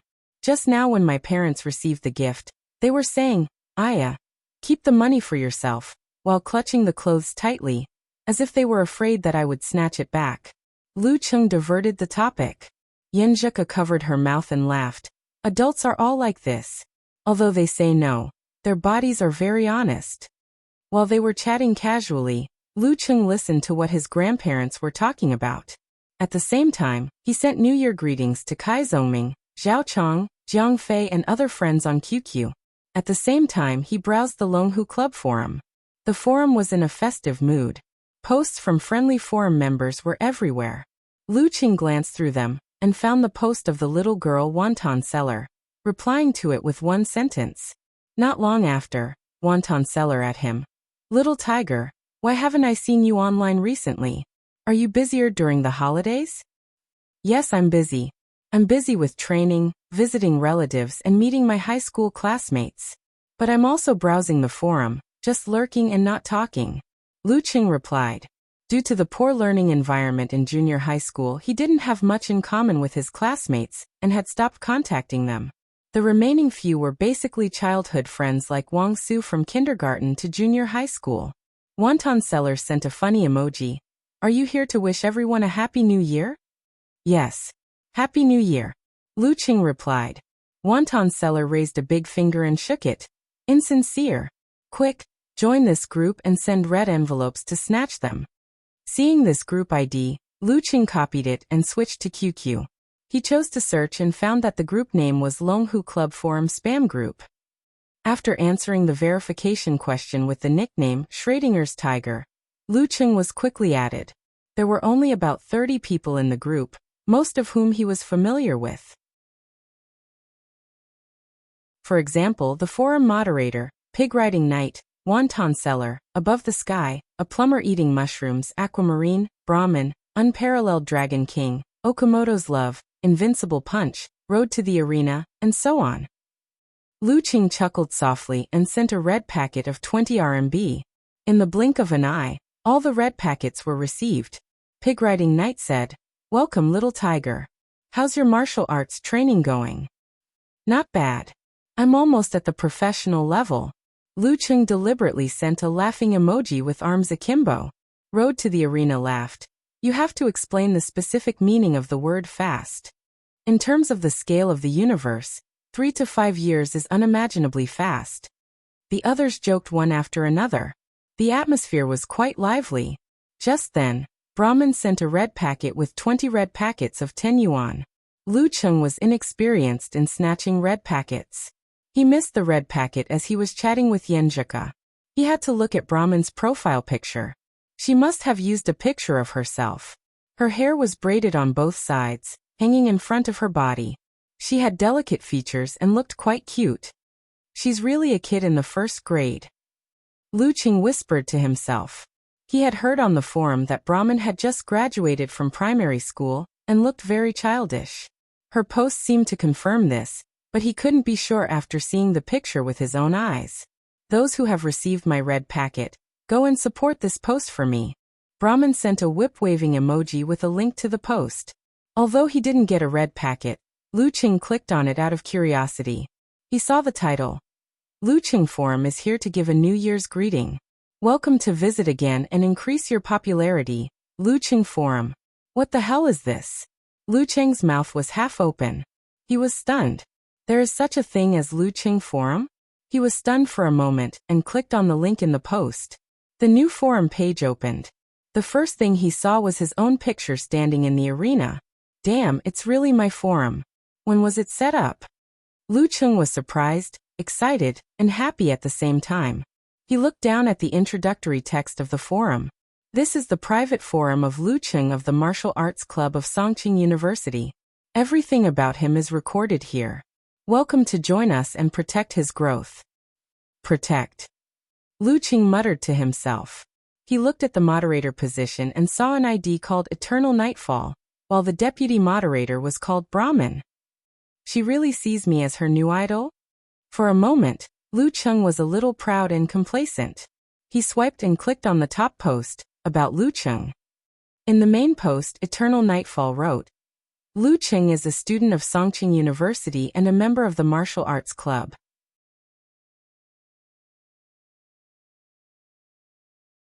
She quickly collected her thoughts and thought about a very important thing. Well, I've decided to enter the School of Arts of Songqing University this year. When it was almost time for dinner, Lu Cheng's uncle, Ma Guoqin, finally came back with his youngest son Majala. "Uncle, where have you been? You took so long?" Lu Qing asked with a smile. Ma Guoqin pretended to be angry and said, "This kid is too naughty. He bought a hand cannon and wanted to shoot it immediately. I had to accompany him." He used to be a colleague of Lu Cheng's father, Lu Jisheng, and worked as a driver in a truck team. After the company went bankrupt, he was bold enough to ask a few of his colleagues to help him with long-distance freight transportation. It was very tiring, but he also made some money. In recent years, after the rise of online car hailing, he simply quit and bought a car with his savings. At the same time, he also worked part-time as a personal assistant. Speaking of which, most of Lu Cheng's family came from that bankrupt company, which was also a characteristic of that era. Fortunately, when the company went bankrupt, Lu Cheng's grandfather and grandmother had already retired and transferred their pension to them, so they were not too affected. For a period of time, Lu Cheng's family was very poor. He went to his grandfather's house every 2 or 3 days to have a good meal. Second uncle Lu Jiqiang was not mean and treated him well. At the dinner table, the family, who had gotten rid of their previous predicament, no longer looked worried. They talked and laughed, and the atmosphere was lively and warm. Even Lu Yanwei, who had just closed the restaurant, felt relieved. After all, they didn't owe him money, did they? At least they had a job, right? Seeing this scene, Lu Cheng's grandfather and grandmother rubbed their eyes, feeling very sentimental. The old couple was also very interesting. When Lu Cheng was a child, he knew that his grandmother had a bad temper and his grandfather was in charge of everything at home. However, in recent years, his grandfather's temper had become more and more eccentric. His grandmother, on the other hand, was much kinder, but she was in charge of everything at home. The family ate and chatted, and sat together to accompany the old people to watch the TV show. At 10 o'clock, Lu Cheng's family of 3 got up and left. They had planned to call a taxi, but Uncle Ma Guoqin gave them a ride, which saved them a lot of trouble. Lu Cheng first sat on the sofa and continued to chat with his parents and watch TV. When he heard the sound of firecrackers around 11:40, he got up and went to the balcony. He pulled out his phone's contact list and called Yenjika. The reason why he called so early was to avoid any unexpected changes. What if Yenjika had other calls around midnight? "Hello, Cheng?" Yenjika's familiar soft and clear voice came through. Lu Cheng deliberately said excitedly, "I have something to tell you. I just called Coach Shi to wish him a happy new year. He proposed the actual combat training plan for next semester." "Actual combat training?" Yenjika suddenly became excited. Lu Cheng laughed and said, "He said that I've reached the level of a quasi-professional. With your cousin and your growth, we can form a team to participate in the preliminaries after the new year." "Preliminaries?" Yenjika's voice slightly raised, revealing obvious excitement and excitement. "I can't believe we can participate in the preliminaries." "Yes, I was also like that." That was a surging emotion. Lu Cheng said from the heart. At this time, Yenjika's voice suddenly lowered a bit. "I don't know if I have a chance to participate. I don't know if my current level is enough to be a substitute. You've made some progress in meditation, and you have a good foundation. Plus your family's kung fu. I think it won't be a problem for you to reach the level of amateur third pin after the new year. You can be a substitute." Lu Cheng hurried to comfort her. "Well, I have to work harder. I'll get up early on the first day of the new year to train, and make a good start," Yenjika said with hatred. Lu Cheng could almost imagine her clenched fist and pouting mouth. He couldn't help but smile. "By the way, what's your cousin's level now?" He changed the topic in order to stall for time and wait for midnight. As expected, Yenjika's attention was diverted. She pondered for a while and said, "He's training like crazy. Grandpa said his qi and blood have reached the peak of this level. The next step is to converge his qi and blood to become one. This process may take at least a few months, or at most 3 to 5 years." She didn't mention the possibility of failure. She was very confident in Lin Quebec. Lu Cheng followed along and started the conversation. Unknowingly, time flew by. Suddenly, the sound of firecrackers broke out around them. It was so loud that he couldn't hear anything else. The same sound came from the phone. It was 12 o'clock. New Year's Eve was over, and New Year's Day was coming. After a few minutes, the sound of firecrackers weakened. Lucheng was happy that the call was not cut off. He heard the light breathing sound on the other side of the phone. He thought Yinjika could hear him too. Hearing the sound of her breathing, he calmed down and felt peaceful and happy. Leaning against the wall, he pursed his lips and whispered with a smile, "Happy New Year." The other side of the phone replied with a smile and whispered back, "Happy New Year." Warmth grew and joy echoed. Looking at the brilliant fireworks outside, Lucheng added in a low voice, "Happy New Year." Yinjika replied with a smile, "You should be happy too." Her voice wasn't loud, but it seemed to scratch Lucheng's heart. They didn't say anything unnecessary. They quietly listened to each other's breathing and the sound of firecrackers to get rid of the old and welcome the new. It was the first year again. After a while, Yinjika said, "Are you still going to practice tomorrow?" "Of course. I won't get seriously ill. If there are no accidents, I have to persevere. The new year needs a better start. Besides, you have to get up early to practice. You can't lose to your example." Lucheng replied with a smile. Suddenly, Yinjika said fiercely, "Then why don't you go to bed? You have to get up at 5:30. Look at the time." Being scolded like this, Lucheng didn't get angry. Instead, he laughed and said, "I'm waiting to say Happy New Year to you." "Well, I have to go to bed too. Wake up early, wake up early." Yinjika murmured and raised her voice. "Ching, good night. Coach Yen, good night too. Sweet dreams." Lucheng smiled and waited for Yinjika to hang up first. Back in the living room, he was overjoyed. Seeing his parents, he blurted out, "Dad, Mom, Happy New Year. I'm really happy. P.S. It seems that Shang Sanjiang has been rejected. I don't know if there are any Sanjiang tickets in Sanjiang now. If there are, please give me one."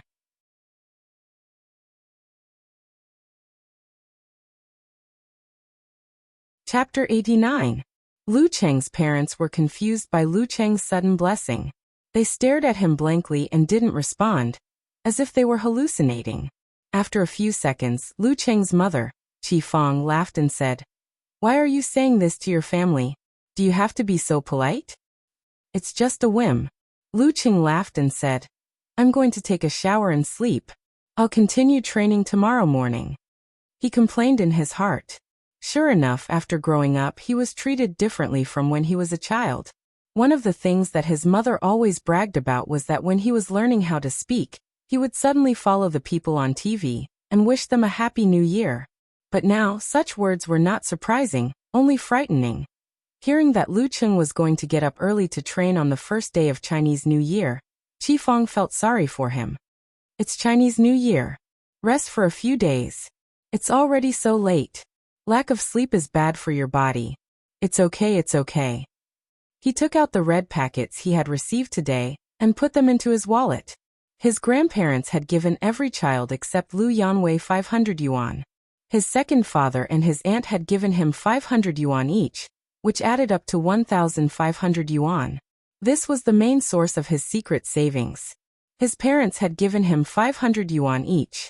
Ma Shi and Ma Jiala had given him 500 yuan each, and his grandparents had given him 1,500 yuan each. This was the main source of his secret savings. His parents, on the other hand, had given Ma Shi and Ma Jiala 500 yuan each, and his grandparents 1,000 yuan each. After a shower, he adjusted his breathing and entered a meditative state to avoid insomnia due to excitement. With a clear mind, Lucheng soon fell into a deep sleep. When he woke up, the alarm clock rang. He changed his clothes, brushed his teeth, and washed his face. He was full of energy. He sent a message to Yinjika saying, "The handsome one is up." Then he took his phone and keys and left the house. The sky was still dark, the clouds had accumulated, and the street lights were dim. Lucheng faced the piercing cold wind and jogged on the quiet and empty road to the People's Park. Occasionally, he could see the cleaners cleaning up the remains of yesterday's firecrackers. That was the last trace of a grand carnival. When he arrived at his destination, there was a glimmer of light in the sky. But because it was the first day of Chinese New Year, the place was not as crowded as usual. Only a few old men were still training, so he didn't have to go to the other side of the artificial lake, and easily found a secluded place. Yin-yang stance, condensation stance, training routine, 24 blizzard strikes, lightning and fire stance, big and small hand wrap. A new year must have a good start. Inside the Gushan martial arts school, Dai Linfeng, Qin Rui, and the others were sleeping all over the place. Beer bottles and bowls with leftovers could be seen everywhere. If it wasn't for the heating and blankets in this room, one or two of them would have frozen to death. Dai Linfeng's phone kept vibrating, waking him up from his deep sleep. He rubbed his head and looked around blankly, as if he had amnesia. When he picked up his phone, he finally remembered why he was sleeping here. It was New Year's Eve last night. After spending the new year with his family, he received a call from Qin Rui and the other senior and junior brothers, saying that they wanted everyone to stay up late and be happy, so that they could relax for the selection competition after the new year. Hey Xiaofei, what's the matter? Why are you calling so early? He saw that the caller was Tao Xiaofei, the playboy. Outside the window, the sky was just getting bright. Tao Xiaofei lowered his voice. He was a little excited and nervous. Brother Feng, guess who I saw? I saw the guy who bumped into you that day. Didn't you say that he played a trick on you and made you lose the competition? Dai Linfeng was shocked. Without waiting for him to finish, he asked, "How did you see him? Where did you see him?" According to his master, that guy was probably of professional ninth pin. A professional ninth pin with supernatural ability, or some kind of strange unique skill. Tao Xiaofei answered quickly. Last night, after our family celebrated Chinese New Year, I went out to the bar again. Then I heard that there were some new girls in Crown's bar, so I went there with them and played until dawn. I took one out and planned to have some car sex with her at the nearby Tongxiu River. Then I saw that guy practicing on the embankment. Yes, it must be him. I remember that feeling very clearly. Brother Feng, do you want to take revenge? Take your brothers and surround him. 2 fists can't beat 4 hands. What can he do? He seemed to be very interested in this kind of thing and found it very exciting. At this time, Qin Rui and another disciple were awakened by him. They looked over in a daze. Dai Linfeng waved his hand to signal them to be quiet. He said to Tao Xiaofei in a low voice, "Stay away from him first. Don't let him find out. I have to ask my master about this kind of thing." At the peak of the body refining state, it was indeed difficult for 2 fists to fight against 4 hands. 5 or 6 amateur third pin masters were enough to surround him and kill him. Even ordinary people with knives and daggers would stand a chance if they had more people. But the question was, how many casualties could they withstand? How much would they be willing to pay? For example, if 5 or 6 amateur third pin masters wanted to surround and kill a professional ninth pin fighter, they would have to sacrifice at least half of them. This was without considering the collapse of morale. Dai Linfeng didn't want to see his fellow disciples die in front of him, not to mention dealing with the aftermath that gave him a headache just thinking about it. Therefore, he was worried about direct revenge and decided to discuss it with his master, Chu Weikai. He quickly hung up the phone. Without looking at Qin Rui and the others, he dialed his master's phone. Chu Weightai's qi and blood began to decline. He slept early and woke up early.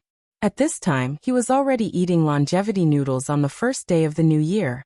He picked up the phone and said hello. "Master, I have a friend who saw that professional ninth pin. He's still in Xioshan." Dai Linfeng said concisely. Chu Weikai put down the chopsticks in his right hand and lightly tapped the table. After a moment of silence, he said, "Don't get involved in this matter. The storms of the Jianghu aren't something you can handle right now. Just give Zhang Mingle a call and tell him the news." "Yes, master." Dai Linfeng answered respectfully, and then searched for Zhang Mingle's spare number. Zhang Mingle was the famous master Lu in the underworld circle of Xioshan. He used to practice martial arts with his master, and was an amateur first pin master in his heyday. However, after years of smoking, drinking, money and sex, it was hard to say what level he was still at. But his 2 subordinates, Zhang Biao and He Wei, were not easy to deal with either of them. They were taught by his master and restrained. If he faced any one of them, he only had a 60 to 70% chance of winning. As for his master, He used to be a professional ninth pin master in his prime. He was muddle-headed and mingled in the underworld circle of Xioshan, and became one of the few big bosses. However, he was plotted against in a dispute, and was seriously injured. Since then he had no hope of reaching the Dan stage. He was deeply regretful and quit. Today he often said that if it weren't for his frivolity, he would have developed the martial arts club and left Xioshan. He found the number and dialed it. After a few rings, Dai Linfeng heard Zhang Mingle's familiar voice. "Hey Junior Dai, why are you looking for me so early in the morning? I have a friend who saw that professional ninth pin master. He's still in Xioshan," Dai Linfeng said. There was a moment of silence on the other side of the phone. Then a suppressed voice came. "He hasn't left yet. Where is he?" "He's practicing on the embankment behind the Crown Bar on Tongxiu River," Dai Linfeng said honestly. "Junior Dai, as your brother, I'm very grateful. You don't have to worry about this. I'll take care of it." Zhang Mingle exhaled. After ending the call, Dai Linfeng met the eyes of Qin Rui and other brothers. He laughed and said, "Tao Xiaofei saw that professional ninth pin master who bumped into me. But our master told us not to get involved and let Master Le handle it." Qin Rui was young and full of curiosity. He took a breath and said, "Senior Dai, we won't get involved, but we can go and watch. We can meet with Tao Xiaofei and hide in the car to see how Master Le will deal with that guy." Dai Linfeng was stunned and nodded slightly. "Okay, let's go find Tao Xiaofei. It was this guy who made him lose face in front of the chairman, and caused the martial arts club to lose this year's resources." In a secret hiding place, Zhang Mingle, who was half lying on the bed, gripped his phone tightly. His facial muscles were twisted and looked extremely ferocious. He was still wrapped in bandages and dripping. "That King Jianlaosan, he won't stop. Damn it, he still dares to stay in Xioshan. Does he really think I'm a sick cat?" He gritted his teeth. That professional ninth pin master hid in Xioshan for so many days. It went without saying why. That guy wanted to try again when he felt safe. Zhang Mingle gritted his teeth when he thought of that kick and almost died. But when he saw Zhang Wei and He Biao coming in from outside, he calmed down. One of his two vajras was on crutches, and the other was tied up like a mummy. It would take at least 3 to 5 months for them to recover. He took a breath, picked up the phone and called the other men. "Su Zai, come over here for a while. Be careful, don't be followed. We'll talk about the details later." 15 minutes later, the 5 of them, led by Wang Su, gathered at the hiding spot. This was also thanks to the fact that the road was empty early in the morning. Zhang Mingle said seriously, "That professional ninth pin master has been found. He's still in Xioshan. We can't take this lying down. We have to teach them a lesson." As he spoke, he opened the box in front of him, revealing 5 black handguns shining with a metallic luster. Then he looked at Wang Su and the other 5 and said, "These are goods from the south. They're of good quality. You've tested them many times. Today they'll come in handy.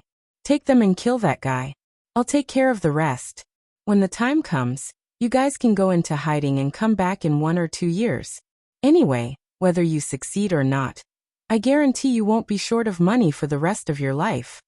Wang Su's expression changed slightly. Then he straightened his back under Zhang Mingle's gaze and said, "Don't worry, Master Le. Leave it to us." "Good. The rest of you, leave your phones here in case the news gets leaked. If there are any changes, I'll tell Su Zai." After the raid on the bar, Wang Su had entered Zhang Mingle's inner circle. This time, he was able to keep his phone as a communication tool. Coming out of the hiding place, they came to the back of the Crown Bar. From afar, they saw someone practicing boxing on the embankment. Suddenly, Wang Su's heart tightened. He didn't feel safe. 5 men with 5 guns seemed to be very powerful. There was a high possibility that they could kill that professional ninth pin master. But they were gangsters, not policemen, soldiers, or killers. It was normal for them to touch a gun once every 2 or 3 months. To suddenly attack a professional ninth pin master, they were not sure. And the attack of a professional ninth pin master was quite terrifying. He might not be able to withstand a punch or kick. He looked at the terrain and said to the other 4 men, "We can't go directly. The view on the embankment is broad. He can find us from far away. Once he escapes, we can't catch up with him. It's better to wait for an opportunity on his way back." "Yes, Brother Su is right." The others agreed. Seeing this, Wang Su picked up his phone and said to the other men, "I'll report to Master Lu." Slightly turning his back to the others, he dialed Lu Cheng's number first. "Hello, hello. That professional ninth pin master is indeed on the embankment of the Tongxue River behind the Crown Bar. We don't dare to approach. Hello, hello, we are afraid of being discovered. Hello, hello, there's no problem with the guns. We plan to ambush him on his way back. Hello, hello, what kind of broken signal is this?" Wang Su pretended to hang up the phone and dialed again. This time, it was the real Zhang Mingle. In a secluded place in People's Park, Lu Qing held his phone and pursed his lips. He was worried and angry at the same time. "Do I have the ability to get involved with a professional ninth pin master, who is involved in gangs, guns and secret mental skills? I'm just a freaking freshman. Wang Su, you are trying to kill me. Do you think I owe you something? Why do you need me for this kind of thing? If you knew this, why didn't you listen to my advice?" While thinking, he really wanted to press the button on his phone and say, "Hello, is this a police call?" But after thinking for a moment, he gave up on doing so directly. Gangs definitely had protection in the police system. It was easy for them to leak information. This was equivalent to selling Wang Su out. Therefore, he had to find a trustworthy police officer. Although he had no connections, he could ask others for help. First, Yinjeka had mentioned that her grandfather had many disciples in the police force. She and her mother lived in Xioshan, so it was natural for them to know a few local police officers with real power. Second, his master was a former mighty one with physical invulnerability. He had a well-developed network and seemed to be in a high position. He could even interfere with the preliminaries. It was normal for him to have connections with the police force, where fighters held real power. Who should he find? This was a problem. But no matter what, he couldn't recklessly get involved in this kind of thing. He had a good relationship with Wang Su, but he didn't need to risk his life for him. He was not Yinjeka, nor was he his parents. P.S. Updated in advance on Monday. Please recommend Sanjiang tickets.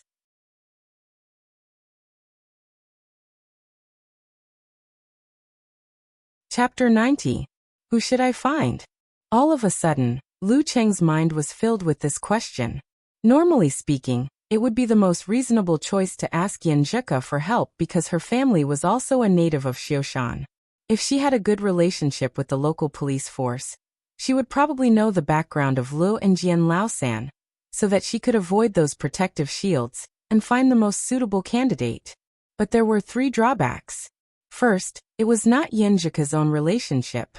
Even if she agreed, she would have to ask her mother or even her grandfather for help.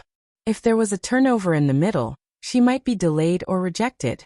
The second reason was that he usually asked Yinjeka for help. It was a good thing to increase the contact between them and build feelings through interaction. He enjoyed it, but he always felt embarrassed to ask for help from her family. Maybe this was the so-called self-esteem. Third, even if Yinjeka's mother and grandfather agreed, it was inevitable that they would have a bad impression of him. For example, if he was involved with the mafia, a decadent youth who was not willing to learn good things, or a troublesome guy who broke the rules with martial arts, how could he come to visit them in the future? How could he meet his father-in-law and mother-in-law? How could he pass this test? If one did not consider the future, there would be immediate worries. After thinking about this, Lu Qing quickly made a decision and dialed his master's number. While waiting for the call to be answered, he couldn't help but praise himself. I really think far ahead, even if I haven't taken any shape yet. Hey, shouldn't you be practicing martial arts at this time? Did something go wrong? Soon, Geysersher's slightly puzzled voice came from the receiver. It was urgent, so Lu Qing didn't beat around the bush and said directly, "Master, I need your help. I have a childhood friend." He told Geysersher about Wang Su in a few words and explained the cause and effect clearly. Geysersher coughed twice and said, "Not bad. You know how to call me instead of rushing over to get involved. This shows that you still have some brains. Otherwise, this old man wouldn't have accepted such an idiot as my disciple. I'll help you find him. Wait for my call. Thank you, master. Thank you, master. Lu Qing thanked him repeatedly. This was already a great favor for Wang Su. A few minutes later, Geezer called back with a slightly smug tone. I, your master, am in charge. Isn't this a piece of cake? Remember this phone number, and call him directly. He is the deputy director of the Xioshan police station, who is in charge of the underworld affairs. Don't worry. No matter whether the two sides have connections with him or not. How can he have a stronger connection than your master? There are some things that he knows how to do. Master, you're really amazing.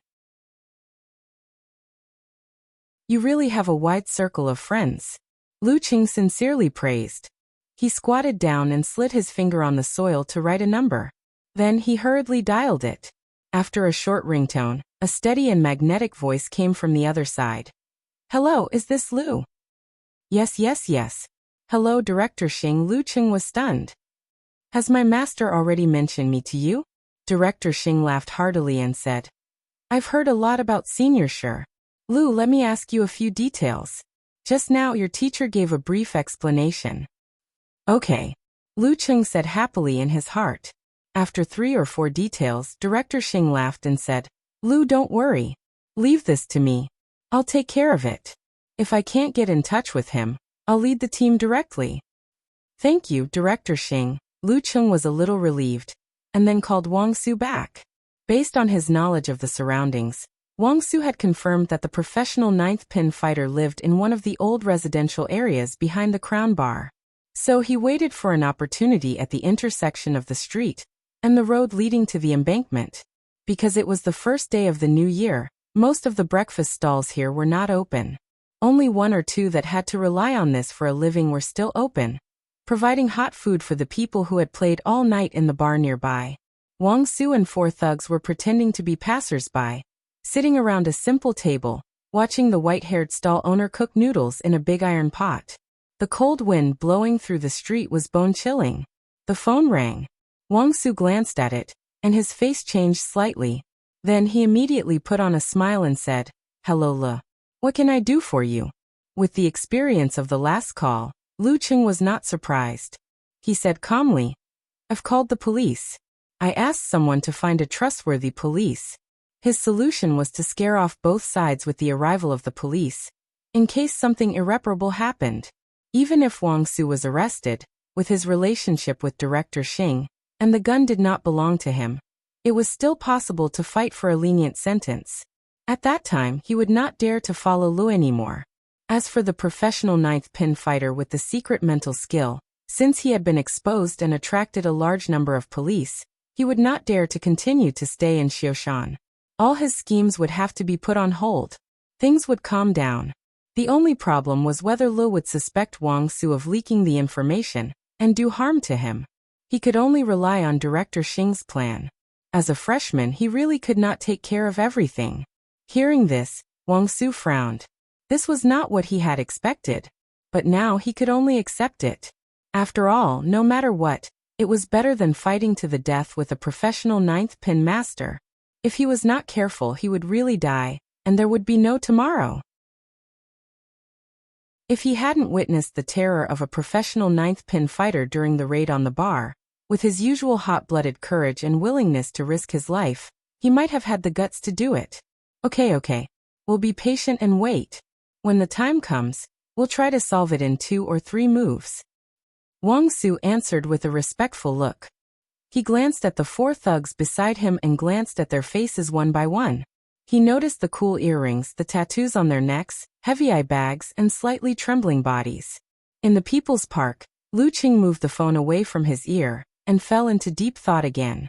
Normally, to do this, he had used up a lot of favors, so he had a clear conscience. But after all, he was still worried that something bad would happen.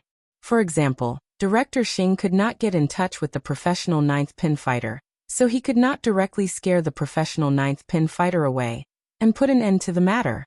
For example, before the police arrived, 2 groups of people would meet on a narrow road. Lu Qing paced back and forth, took a deep breath and exhaled. He walked out of the park and planned to take a taxi to the Crown Bar. Well, I won't get close. I'll hide and watch. I won't interfere. I'll see if I have a chance to help Wang Su at the critical moment. If not, I won't take the risk. And in the early morning of the first day of the new year, online taxis and taxis were rare. If he could not make it, it could only be said that Wang Su had done his best and had a clear conscience. A black car drove across the road and stopped in front of the BMW 7 Series. Dai Linfeng took out his phone and called Tao Xiaofei. Xiaofei, did you see us? Brother Feng, when are we going to do it? Tao Xiaofei sat in the driver's seat and hugged a woman in disheveled clothes. He was very excited. From Dai Linfeng's seat, he could see the figure practicing boxing on the embankment. He could also see the streets of several old residential areas, and the steaming iron pot on the right. He had a good view and said cautiously, "If we don't do it, someone else will do it. Xiaofei, will he be alerted if we stop here?" "Don't worry, Brother Feng. There are many cars parked here. Who will be suspicious?" Tao Xiaofei said casually. In the black car, Qin Rui, who had to lower his head and shrink his back to sit, looked in the direction of the embankment and whispered, "It's really that guy. I don't know how Lu is going to teach him a lesson." He was very curious about this and also a little excited like Tao Xiaofei. As time went by, Lu Qing appeared on the other side of the street. After he left the People's Park, he met a taxi not long after, and soon it arrived at the nearby area. Looking at the figure of the breakfast stall at the intersection, he did not go closer. He put his hands in his pockets and hid in the shadow of the road, waiting for the police with a distance of about 50 meters between them. Hope nothing unexpected happens. Wang Su was also looking forward to the police and praying to God. However, God did not seem to hear his voice. The wolf-like professional ninth pin came back along the road. He was dressed in a black training suit, looking capable and valiant. His eyes flickered with a cold light as he glanced around from time to time, as if he was already used to this. Dai Linfeng, Qin Rui, Tao Xiaofei, and the others subconsciously held their breaths. They didn't even dare to breathe loudly for fear of being discovered. The dark film of the window blocked the view. The professional ninth pin man glanced at the several parked cars and turned into the street. In front of him was the noodle stall and the familiar iron pot that he saw every day. Around the simple table sat 5 young men who seemed to be gangsters. Did they just come out of the bar? The man in the black exercise suit sized them up. He could not help but squint because the 5 of them looked a little nervous. 2 of them did not even have a hangover. Wang Su was also nervous. He cursed in his heart why the police were not here yet. He put his hand down and touched the gun at his waist. At this point he had to take action. Otherwise, how could he bear Li's anger later? If he did not dare to take action without a reason, it would be a light punishment if his hands and feet were broken. He exchanged glances with the other 4 and nodded slightly. Suddenly, they stood up together, pulled out their pistols and aimed at the dangerous professional ninth pin man. The distance between them was less than 5 meters. With their little practice, it was enough for them to hit him. At this moment, the man in the black exercise suit suddenly shouted. His eyes flashed with a green light and his momentum rose. Wang Su and the 4 thugs felt as if they were in the open wilderness facing a terrifying giant wolf. Their bodies and minds trembled and paused. A short pause was the difference between life and death. Instead of retreating, the man in the black exercise suit moved forward as fast as an arrow. He rushed to the front of the 5 in a few big strides. His muscles contracted, he leaned sideways and lowered his shoulder. He suddenly burst out and hit the thug with the earring, knocking the gun in his hand to the ground and breaking the bones between his chest and abdomen. The thug let out a painful howl. With a crack, the thug flew backward and hit Wang Su and the other 2 thugs. They staggered a few steps and could not shoot at all. It was as if everything was calculated. At the same time, the man in black exercise clothes used his back as an axis and gathered all the strength in his body. He leaned to the side to avoid any possible random shots.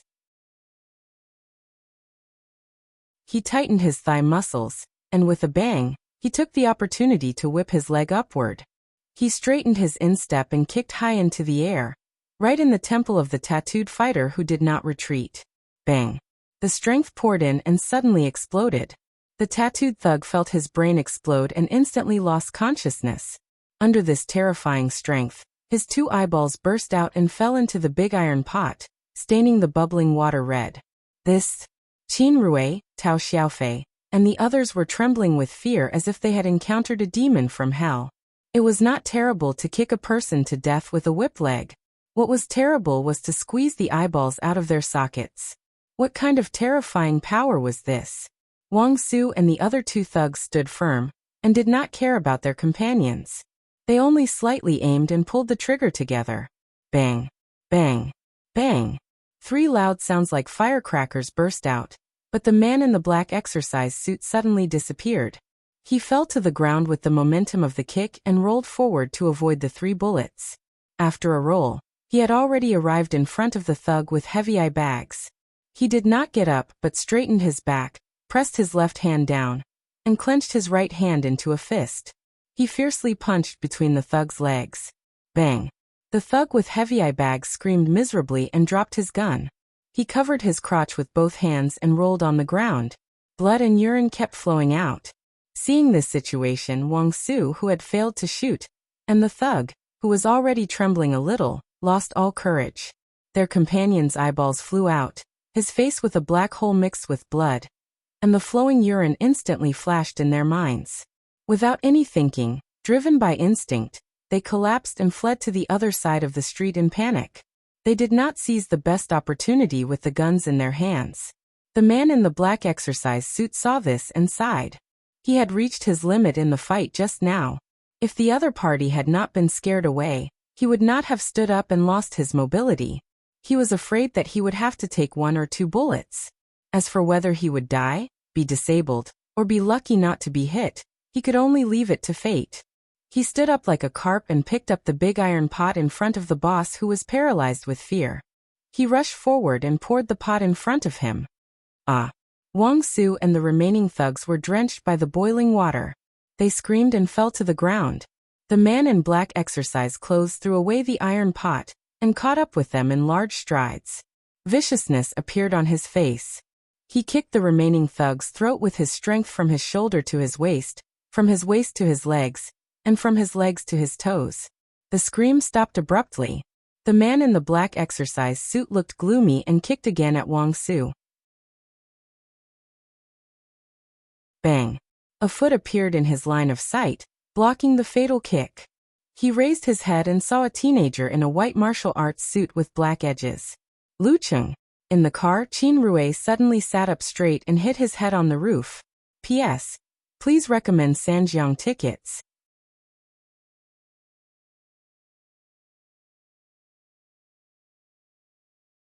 Chapter 91. Lucheng. Qin Rui, who was more than 1.9 meters tall, never liked compact cars because he had to lower his head to sit in them.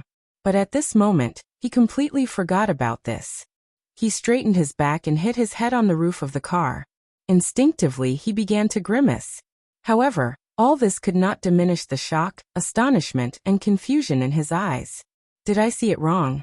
The one standing in front of the man in black exercise clothes is actually my high school classmate, Lucheng. Why is he here? Why does he dare to stop that extremely dangerous professional 9th pin master? Didn't he see that someone was kicked in the temple by that horrible devil, and his eyes burst out? Didn't he see the hideous scene of feces, urine, and blood on the ground? He has only practiced martial arts for half a year. He is simply reckless. Qin Rui subconsciously wanted to go out and help, to save the high school classmate he had just met a few days ago. However, the horrifying scene just now replayed in his mind, and a huge fear gripped his heart tightly, making him not dare to move in the slightest. He could only watch helplessly. Lucheng. In the BMW car, Tao Xiaofei's eyes almost popped out. He held his female companion's hand and squeezed it so hard that she jerked back and cried out in pain. For Tao Xiaofei, Lucheng's appearance in such a scene was a very sci-fi thing. He had no reason or strength to participate in such a terrible conflict. When the man in black exercise clothes punched his opponent's lower part, he was so scared that he almost lost control of his bladder. How could a good student like Lucheng dare to face this strong man who was like a devil? Tao Xiaofei seemed to be able to imagine Lucheng's miserable end. Incontinence, broken bones, and maybe even missing some parts. He had a feeling that he could not bear to look at it directly. He turned his head, took out his phone, and planned to call the police. Lucheng, I don't have martial arts, so I dare not stop you. I can only do my best to help you.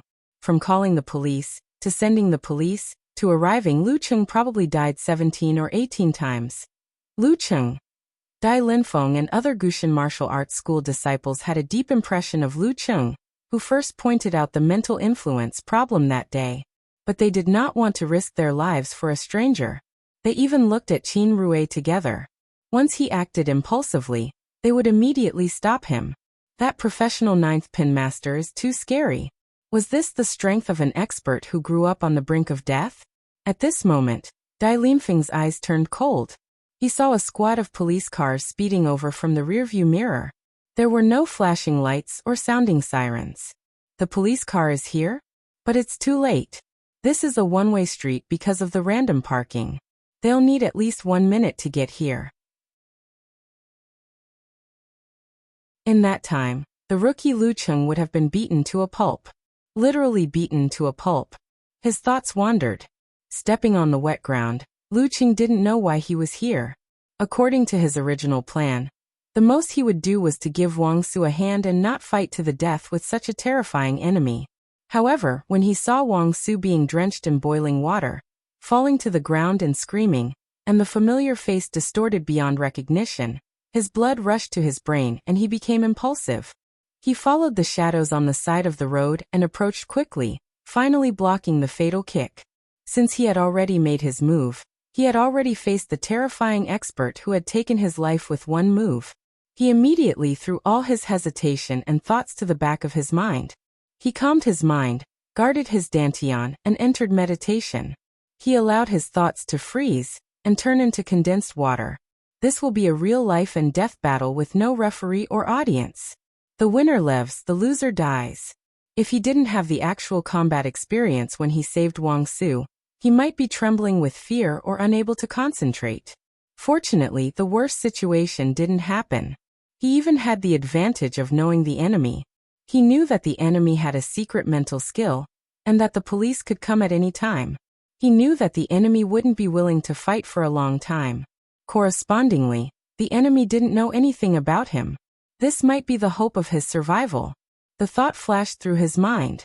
But in an instant, Lucheng pressed the tip of his tongue against his teeth and constantly adjusted his muscles. He was ready and had a strategy to deal with the enemy. He would fight with the mercurial balance and force the enemy to retreat on his own accord. Seeing an energetic teenager with calm eyes blocking his way, the man in black exercise clothes snorted, and his momentum rose again. A green light flashed in his eyes, and he planned to end this quickly. Lucheng suddenly felt that the scene around him had changed. From the streets flowing with boiling water and blood to the empty and desolate wilderness, a giant wolf howling at the moon, evoking the hidden fear and horror in his heart. He had expected this, so he didn't force himself to resist his emotions. Instead, he bit the tip of his tongue.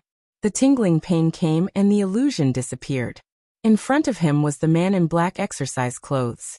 He shook his left arm like a big spear and stabbed at Lucheng. He didn't have time to shake his center of gravity and change his position. Lightning struck in his mind, fire set the prairie ablaze, and the snow mountain collapsed. Lucheng directly blocked with mega avalanche and lightning and fire stance. He didn't take the posture of lowering his waist and legs, so as not to stabilize his center of gravity and lose his agility. Bam! Lucheng's right arm just blocked the fist of the man in black exercise clothes. He felt a tingling pain at the place where they touched, as if dozens of steel needles were inserted into his flesh and stirred continuously. Even if this punch cracked his bones, he was mentally prepared to endure it. But now, the sudden and extremely sharp needle-like pain made him feel as if he had touched a hot iron pot unexpectedly. Under human instinct, his right hand suddenly swung to the side. With this swing, his chest and abdomen were exposed. The man in black exercise clothes, who had used his unique skill from the very beginning, didn't show any mercy. He pulled back his right fist slightly and immediately shot it out. With a crisp sound and explosive force, he hit Lucheng's chest.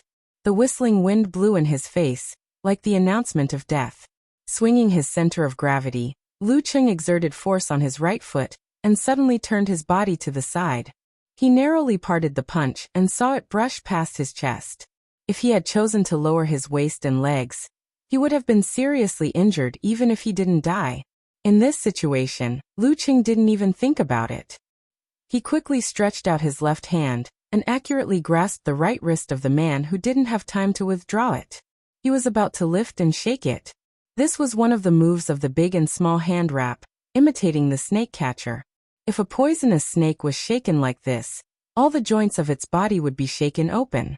If the enemy was shaken like this, all the joints of the arm from the fingers to the shoulder would be shaken open. Mercurial center of gravity? The man in black exercise clothes didn't have time to be surprised. His chest and abdomen suddenly swelled and contracted. His throat squirmed and his mouth opened, letting out a roar that seemed to come from the deepest part of the darkness. Dark. With a buzz, Lu Cheng's ears vibrated, his mind roared, and his vision became blurred. The strength of his left hand subconsciously dispersed, and his center of gravity involuntarily lowered. The man in black exercise clothes pulled back his right hand and crossed his left arm in front of his chest. Then he drew an arc in the air, like a spear full of power, and hit Lu Cheng's neck with a bam sound. If hit by this move, he would definitely die. Under the danger, Lu Cheng's hair stood on end instinctively. Because the man in black exercise clothes pulled back his right hand and pulled his left arm, he recovered part of his consciousness in an instant. He forced himself to endure the pain of dizziness, and didn't have time to hide anything. He hurriedly raised his right hand and hammered in the narrow space. He directly used the inch force to block the incoming fist. Bang! A short and vigorous force burst out. A flame was ignited and spurted out, burning the surface of the man in black exercise clothes fist. The inch force short fight, the supernatural ability of fire. Hiss. Under the instinctive reaction of the human body, the man in black exercise clothes seemed to have accidentally touched the flame of the candle, just like Lu Cheng just now. He subconsciously swung his left arm to the side. Lu Cheng seized the opportunity and gathered all the strength in his body, passing it through his spine to his thigh. He tightened his muscles and pulled out his left leg with a snap, aiming straight for the space between the legs of the man in black exercise clothes. While you're down, I'll kill you. The expression of the man in black exercise clothes suddenly changed. He didn't have time to defend himself, so he could only squeeze his legs inwards as if he was holding his bladder. He formed the first line of defense with his thigh muscles. At the same time, he lowered his body and pressed down with his right hand like a claw, forming the second line of defense. Bang! Lu Cheng kicked the muscles of the man in the inner side of his thigh. He didn't use force to break through the line of defense. Instead, he quickly adjusted his center of gravity and borrowed the rebound. He pulled back his left leg and his upper body shot forward. His left and right arms formed a bow shape. Lightning struck down in his mind and flames spread, bringing the collapse of the snow mountain and the destruction of the white stream. Lightning and fire stance. Mega avalanche. Bang! The bowstring was stretched to the limit. Two fists whizzed out, one from the left and one from the right. The two fists pierced the ears and tore the air. They hit the temples of the man in black exercise clothes with unstoppable force. The man in black exercise clothes pressed down with his right hand and couldn't withdraw it in time. His legs were squeezed inwards, so he couldn't immediately use the iron bridge or the lazy donkey roll to dodge. He could only sweep his left arm out to block the two fists. Bang! The man in black exercise clothes waved his left arm in a hurry. Lu Cheng directly blocked the left and right arms of the man in black exercise clothes. His two fists still had the momentum and hit the man in the left and right temples loudly. In the air, there seemed to be a dang sound echoing. The man in black exercise clothes' eyes bulged and almost fell out. Traces of blood flowed out of his nostrils, ears, mouth, and the corner of his eyes. Gradually his spirit faded away. His eyes were frozen with fear and unwillingness. Lu Cheng's left foot touched the ground and withdrew his fists. He looked straight into the eyes of his opponent and gasped for breath. He was more tired than if he had fought 100 matches. I killed someone. A battle between life and death was completely different from what he had expected. There was no probing, no holding back, and no ultimate moves left for the end. There was only an eruption of full strength from the beginning, and only a life and death struggle between life and death with every move. Unless it was a trap, no matter who wanted to leave their ultimate move for the end, it was very likely that they would never be able to use it. This was because the opponent wouldn't cooperate. They would only think of creating an opportunity in the shortest amount of time to deliver a fatal blow. A long night was fraught with dreams. If it wasn't for the fact that the opponent didn't understand him at all, didn't know that he had mastered the mercurial balance and the supernatural ability of flames, and was prepared for his secret psychic arts, he would have died at least 2 times due to his lack of determination and full strength at the beginning. Of course, the man in black training clothes was unwilling to give up. The few ultimate moves he used just now belonged to his mercurial balance and supernatural ability of fire. He didn't have the chance to use his Death Sect or Dark Sect fighting style that was comparable to 24 Blizzard strikes. This was a real life and death battle. 3 to 4 moves, 1 life. The light in the eyes of the man in black exercise clothes completely disappeared. His body went soft and collapsed. Blood flowed out of his 7 orifices, and he died with his eyes wide open. Qin had been staring at the battle scene. Due to the distance and the fact that the man in black exercise clothes had blocked most of the details of the battle, he could only vaguely see that Lu Qing didn't fall as expected. It can't be. He really has some strength. Qin was surprised and puzzled. While his thoughts were going through his mind, he suddenly saw the man in black exercise clothes stop moving and stand at the same spot. Lu Qing is dead? His heart tightened and sorrow welled up in him. Subconsciously, he wanted to open the car door. However, at this moment, the man in black exercise clothes in his line of sight fell limply. Little by little, the figure in the white martial arts suit with black edges was revealed. It revealed the young man who was slightly out of breath but still as calm and composed as ever. It revealed the face that was both familiar and strange to him. Qin hand froze on the handle of the car door. All he felt was that all the sounds around him had disappeared. Lu Cheng. He called out this name just like how he did at the beginning. However, it sounded like he was sleep-talking. P.S. Based on everyone's request, this article has been updated in advance. Please recommend and vote.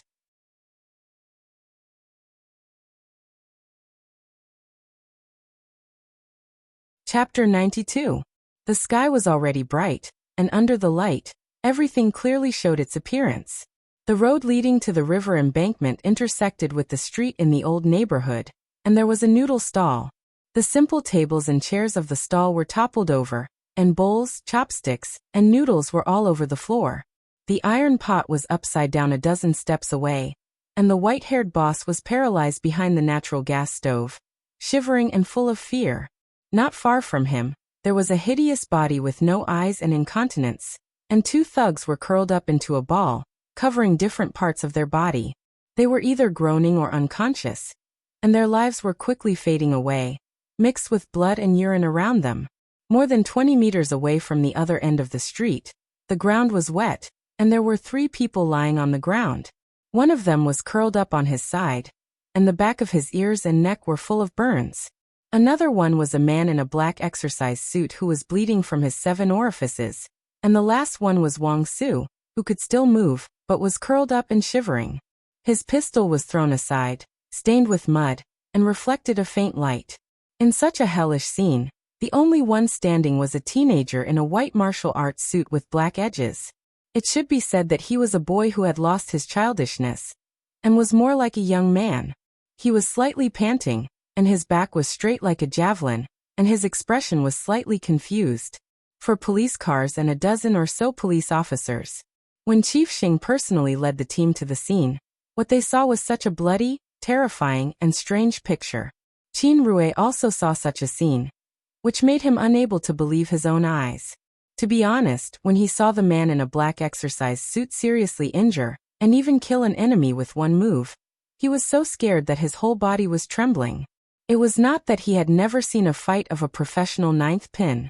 The TV broadcast of the preliminaries and the video highlights of various competitions showed that the strength level of a person at the peak of the body refining stage was not a secret, but that was in the arena where there was restraint and the referee to stop the fight.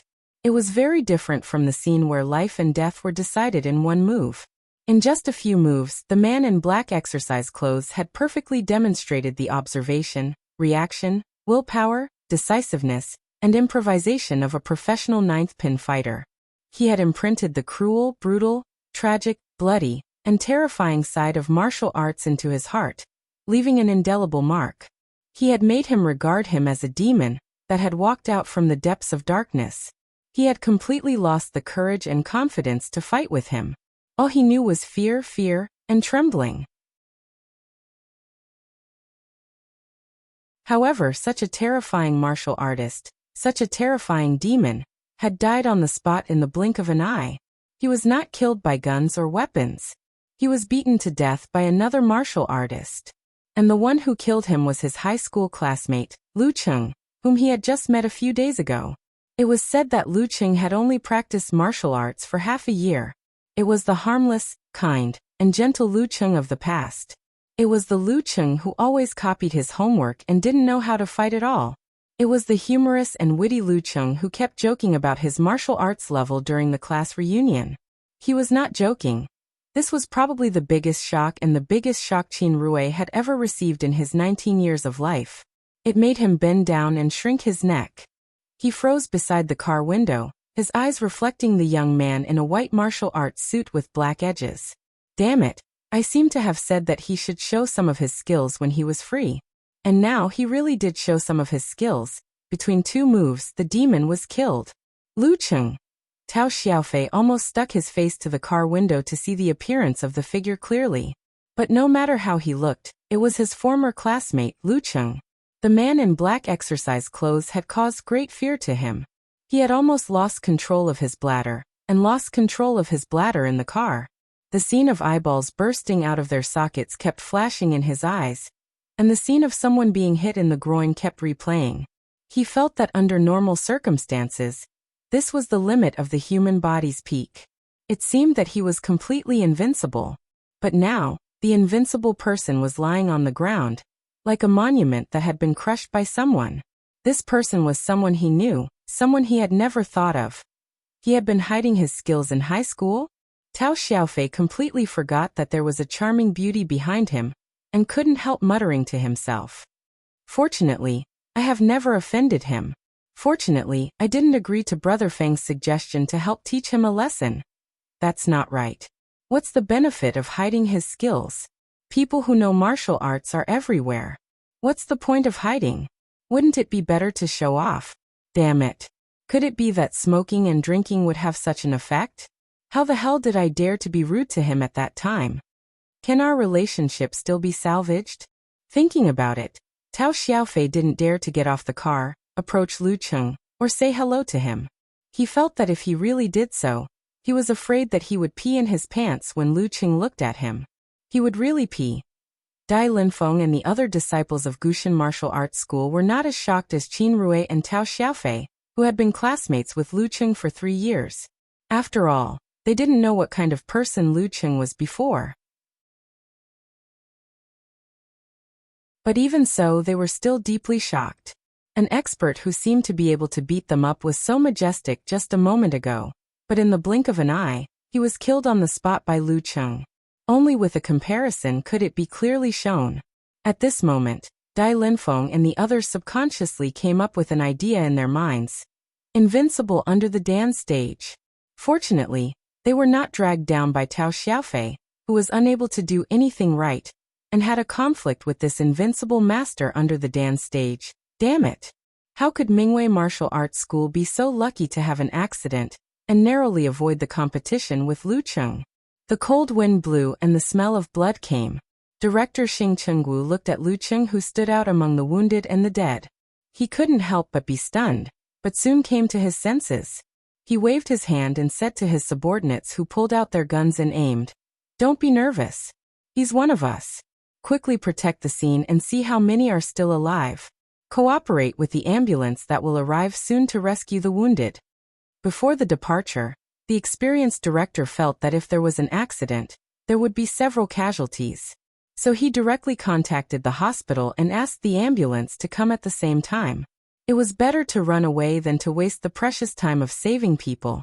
After the order, he looked at Lu Cheng, who was still a little stunned. He quickly approached and said loudly, "Lu, how are you? Are you okay?" "Director Xing, I was angry and couldn't help but hit him." Lu Cheng calmed down slightly and hurriedly explained, "I'm the only one who beat him up. He did all the other things." Director Xing nodded and turned to the few high-ranking subordinates who had followed him over. "Arrange for people to record the testimonies of the witnesses, and find more witnesses.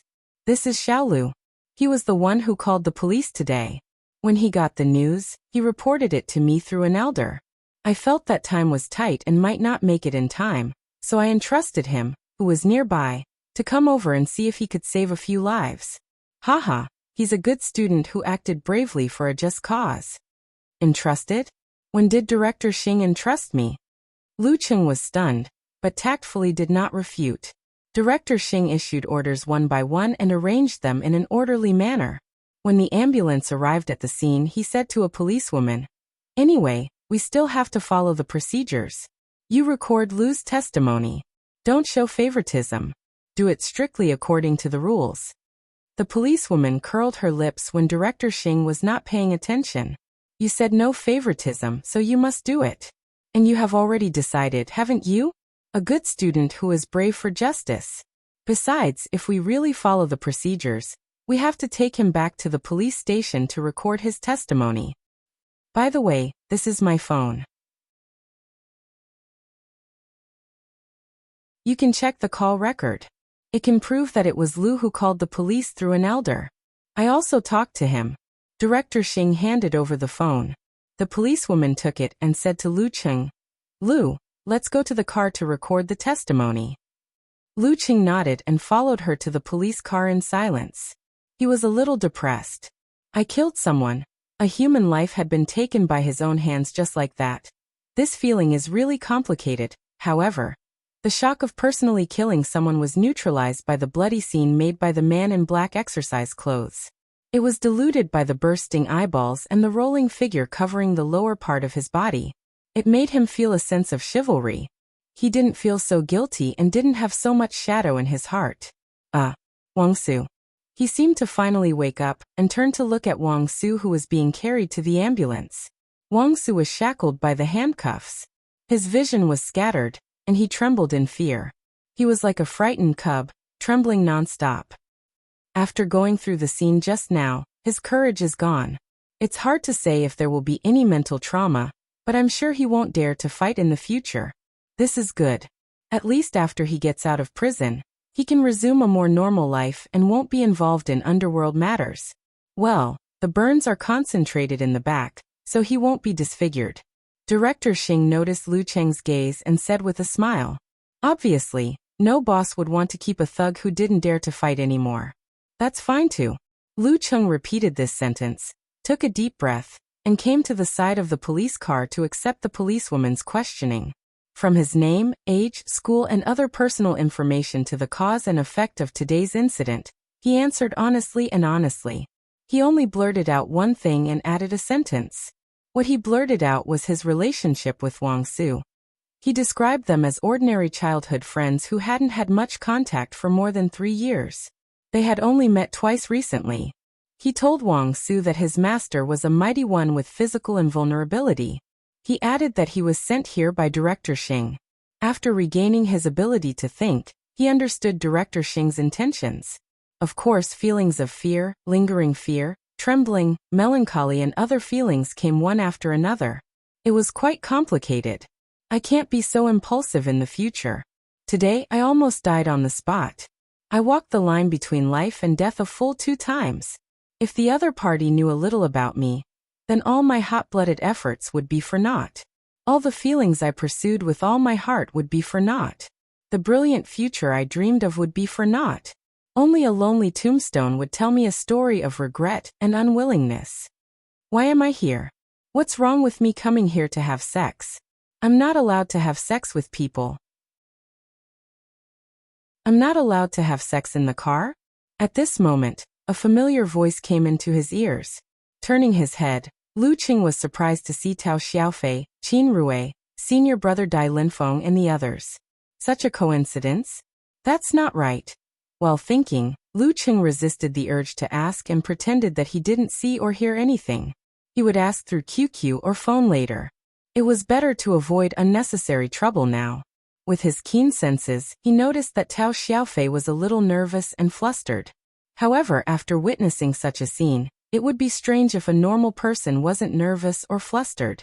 As for coming out of the bar early in the morning and having sex in the car, it was quite in line with his style. Dai Linfeng, Qin Rui and the others' explanation was quite far-fetched. They said that they received a call from Tao Xiaofei and came to meet him. After he finished his business, they would have breakfast together. However, the police who questioned the people from Gushan Martial Arts School seemed to have a good relationship with Dai Linfeng and didn't care. Moreover, they were just normal passers-by and didn't show any signs of being involved. They also didn't have any contact with anyone involved in the case. Therefore, after checking the communication records and taking their statements, they didn't delay them. They wrote down their contact information and were ready to send them away.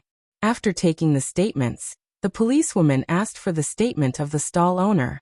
She asked Tao Xiaofei, Qin Rui, Dai Linfeng and the others who came out of the car face to face. After talking with the colleagues who were investigating the scene and examining the body for a while, she walked back to the original place and said to Lu Cheng, "Lu Cheng, you can go now." "I can go now?" Lu Cheng was quite surprised. "This is still a human life, isn't it? Can I go now?" He was already prepared to go to the police station for a whole morning, or even a day or two. The policewoman looked up at him and said casually, "Yes, you can go now. If you want a good Samaritan or chivalrous and courageous reward, you can give the bureau a call, and we'll help you apply." Lu Cheng was suddenly speechless, but since he didn't have to go to the police station, he was happy to do so. Without saying anything more, he walked to the side of Director Xing and squeezed out a smile. "Director Xing, thank you. You don't have to be so polite. Just call me Uncle Xing. A great teacher produces great students." Director Xing gave him a thumbs up. "Go back quickly and adjust well. Don't leave any psychological trauma. Don't worry about the follow-up. Your master found me through the provincial department." Lu Cheng walked back slowly along the road. His thoughts were scattered and he couldn't concentrate no matter how hard he tried. Suddenly, he heard the sound of a horn. He turned his head and saw Tao Xiaofei's BMW 7 Series parked next to him. He opened the door and got off the car. He smiled a little nervously and a little reverently. "Lu Cheng, brother Lu, let me take you back." Through the car window, Lu Cheng saw Qin Rui and Dai Linfeng.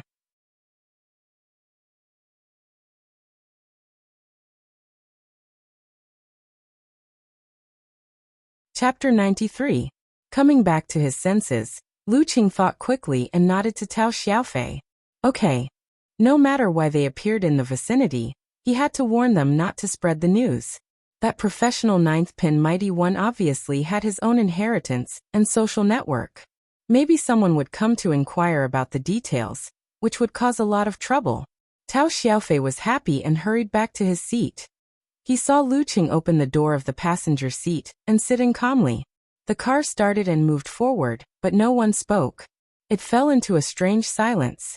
Lu Cheng could see that Qin Rui, Dai Linfeng in the back, and Tao Xiaofei in the driver's seat were all very cautious, and even showed a sense of awe. They seemed to be quite unfamiliar with each other.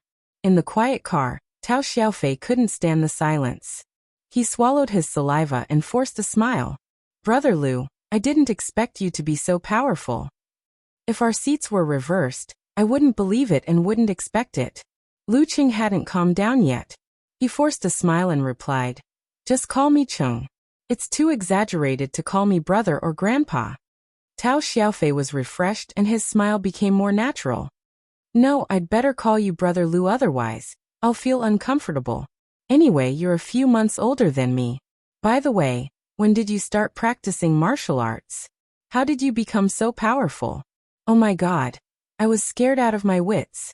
Lu Cheng's mind suddenly flashed with a sentence that Zhao Chang, the head of the department, often said when they were chatting during the holidays. He changed it and said with a bitter smile, People mainly rely on their own efforts, but they also have to consider the arrangement of fate.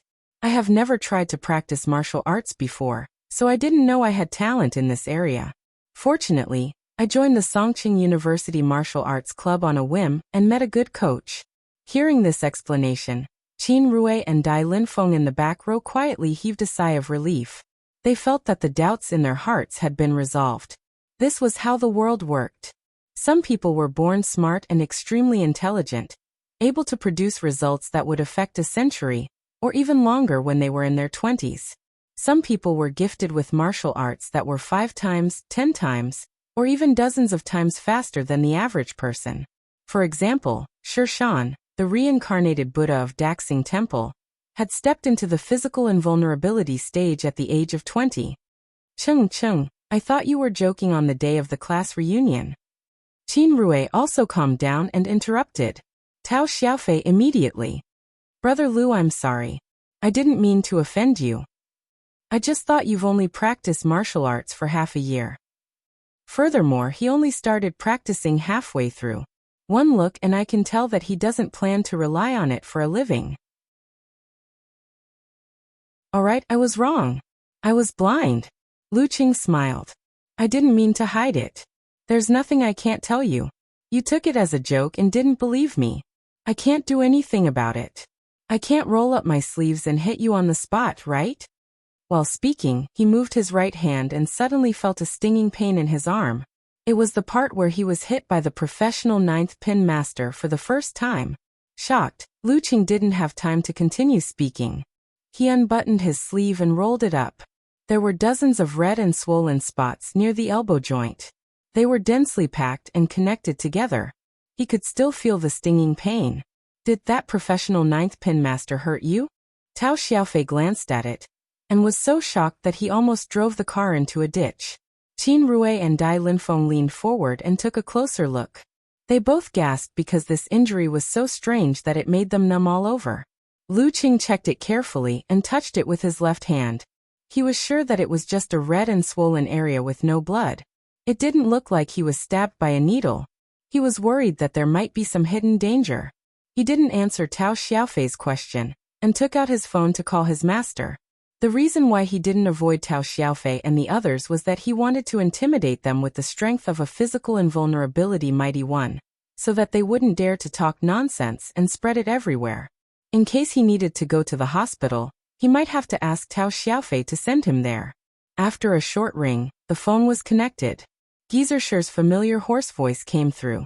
How is it? Is it settled? It's settled. I couldn't help it and hit him. Lu Qing answered with a guilty conscience. Gizershir snorted. Hit him? Tell me the details. Lu Qing told him about his mental struggle and impulsive action.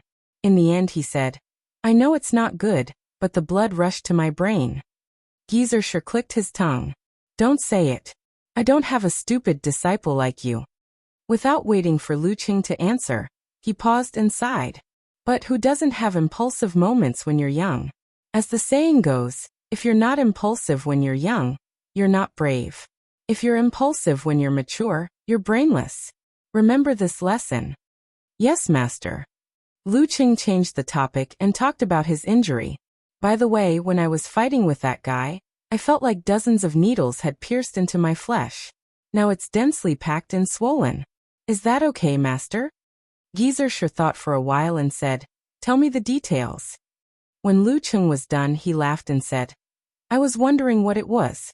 So it's the poison needle force derived from the Dark Heaven Infinite Scripture's Dark Poison Divine Fist. If you met an expert, just this force alone would be enough to end your life. Well, the infinite dark sky is commonly known as the Dark Sect's Divine Kung Fu. In the era when it was perfected, it absorbed some of the content of the Taoist sect's unique skill of the Plague Sect, and mixed with the essence of Miaojiang's voodoo. Once it's fully mastered, it can make people sick or poisoned easily. Sometimes, people can't hold back their coughs and get killed. So it's a 9th pin master of the Dark Sect. Lu Qing suddenly understood and asked worriedly, Master, then how should I first aid? First aid my ass. It's just the poison needle force of a professional 9th pin master. Buy a box of mosquito bites ointment and apply it for 3 days. Then you'll be fine. Geezer sure laughed and scolded him. Phew. Lu Qing breathed a sigh of relief. Suddenly, the shadow in his heart from his first kill seemed to have dissipated a lot. Master, do you think that this kind of master with an inheritance will be killed by the old? Will someone come to take revenge? Lu Qing mentioned another thing that worried him. Geezer sure snorted. Only if they have the ability. He slowed down his tone and continued. This kind of martial artists who live in the darkness and walk on the edge of life and death have a relatively indifferent relationship with each other. They have long been mentally prepared for each other's accidental death. If they retaliated just because someone was killed for doing something illegal, this group of people would have been wiped out long ago. Not even dregs would be left behind. Do they really think that the major forces are just decorations? Do they really think that the army and the police are decorations? Every circle has its survival philosophy. However, we can't rule out the possibility of blood relatives taking risks. I'll ask Xiaoxing to make this into a case where the police killed a bandit, and keep the part involving you a secret. For good citizens who have acted bravely for a just cause, the police have a set of reliable protection procedures. The relevant people will be reminded to not let the news leak. Lu Qing was completely relieved. Master is so considerate. He thanked him and hung up the phone. When he was about to remind Qin Rue and the others, he heard Tao Xiaofei hurriedly said, Brother Lu, don't worry. I'll keep this to myself.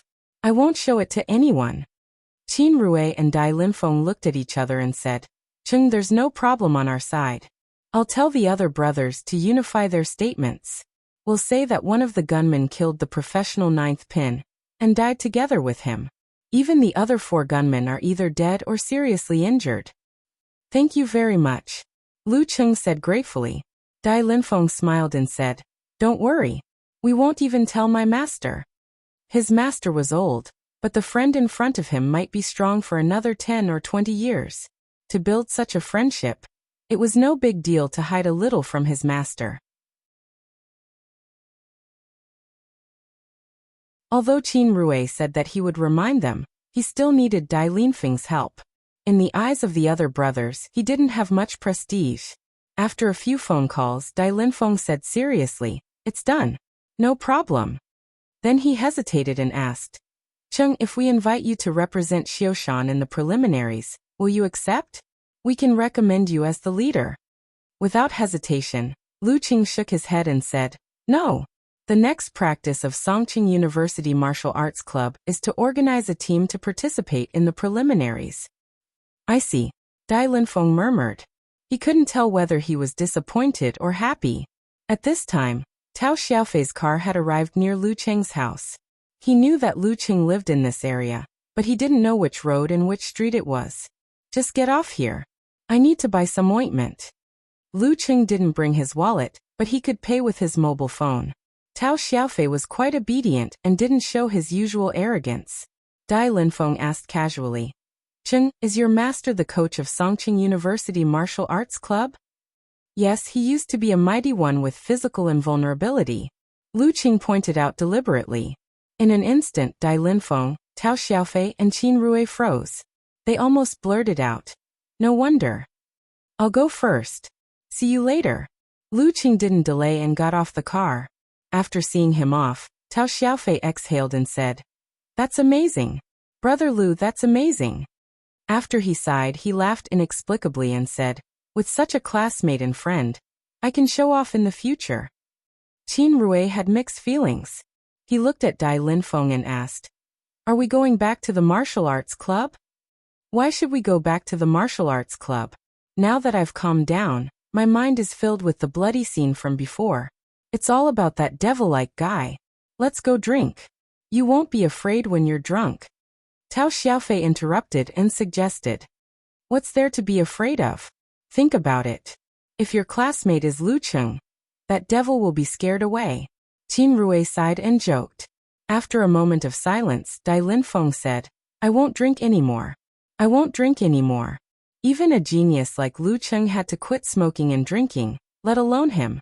After buying the ointment and returning home, Lu Qing pretended as if nothing had happened. After eating the breakfast prepared by his mother, He entered his room and logged on QQ. He saw that Yenjika had already sent him 3 messages at different times. I got up early too. I pulled myself out of the warm and comfortable bed. Awesome. I've finished my training. How about you? Are you still training? Looking at the messages, Lucheng felt a lingering fear. He regretted his impulsiveness. He was so close to never seeing these messages again. He suddenly felt that he should sincerely apologize to Coach Yen, although he didn't quite understand why he had to apologize to her.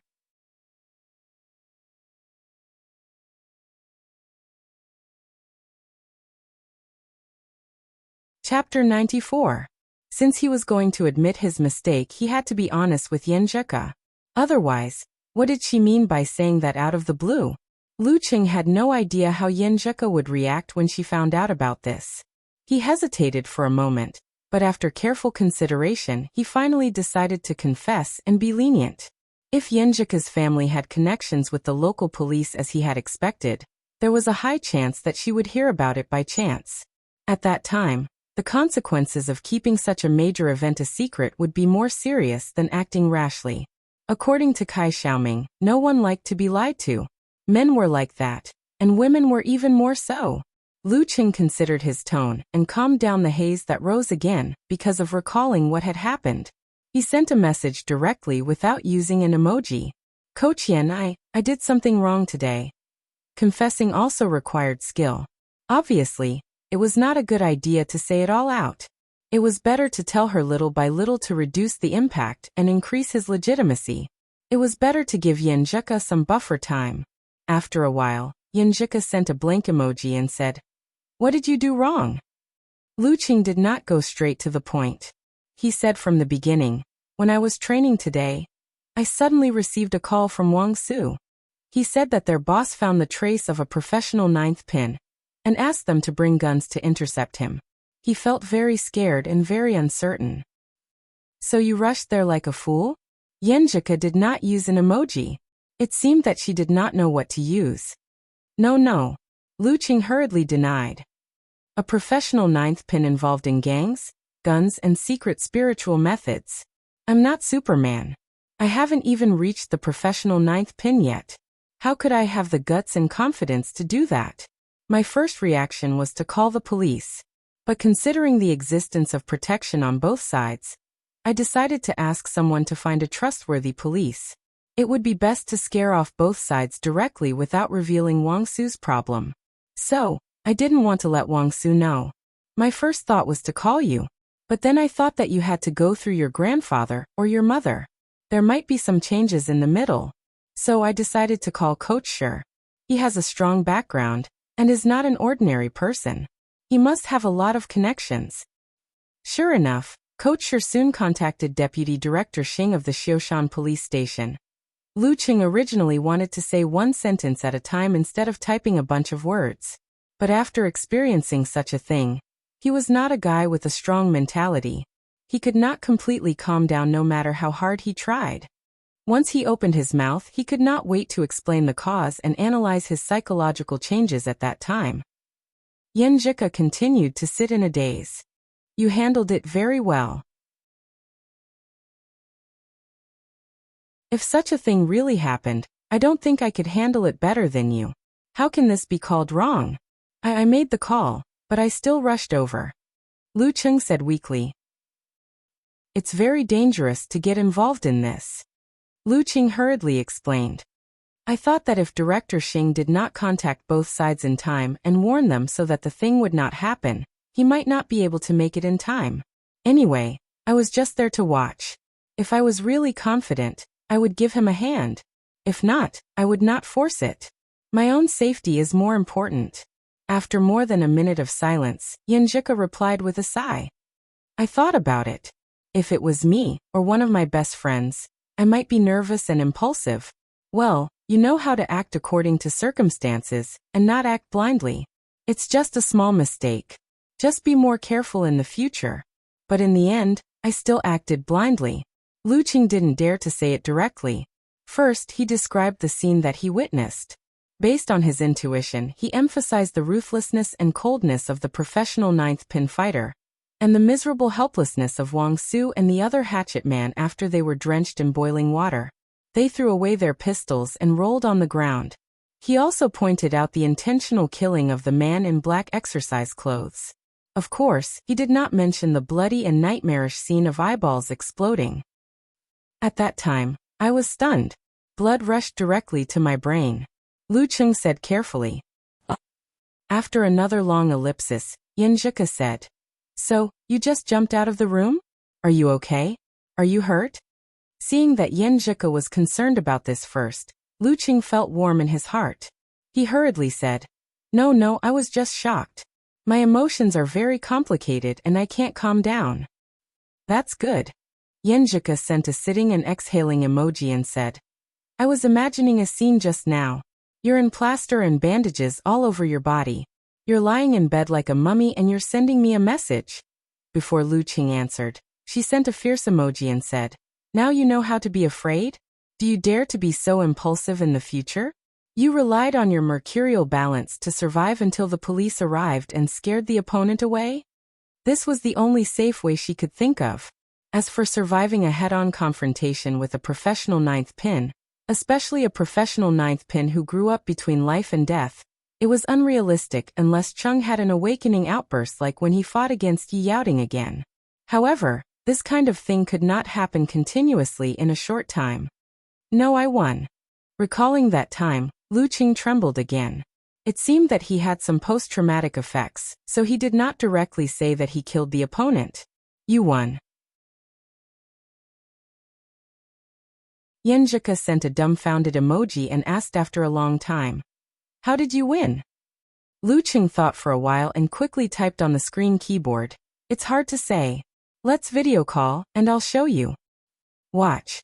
Yin Zhika sent an emoji with a question mark on its head, and sent a request for a video call. Lu Cheng immediately accepted and soon saw Yin Zhika on the other side of the screen.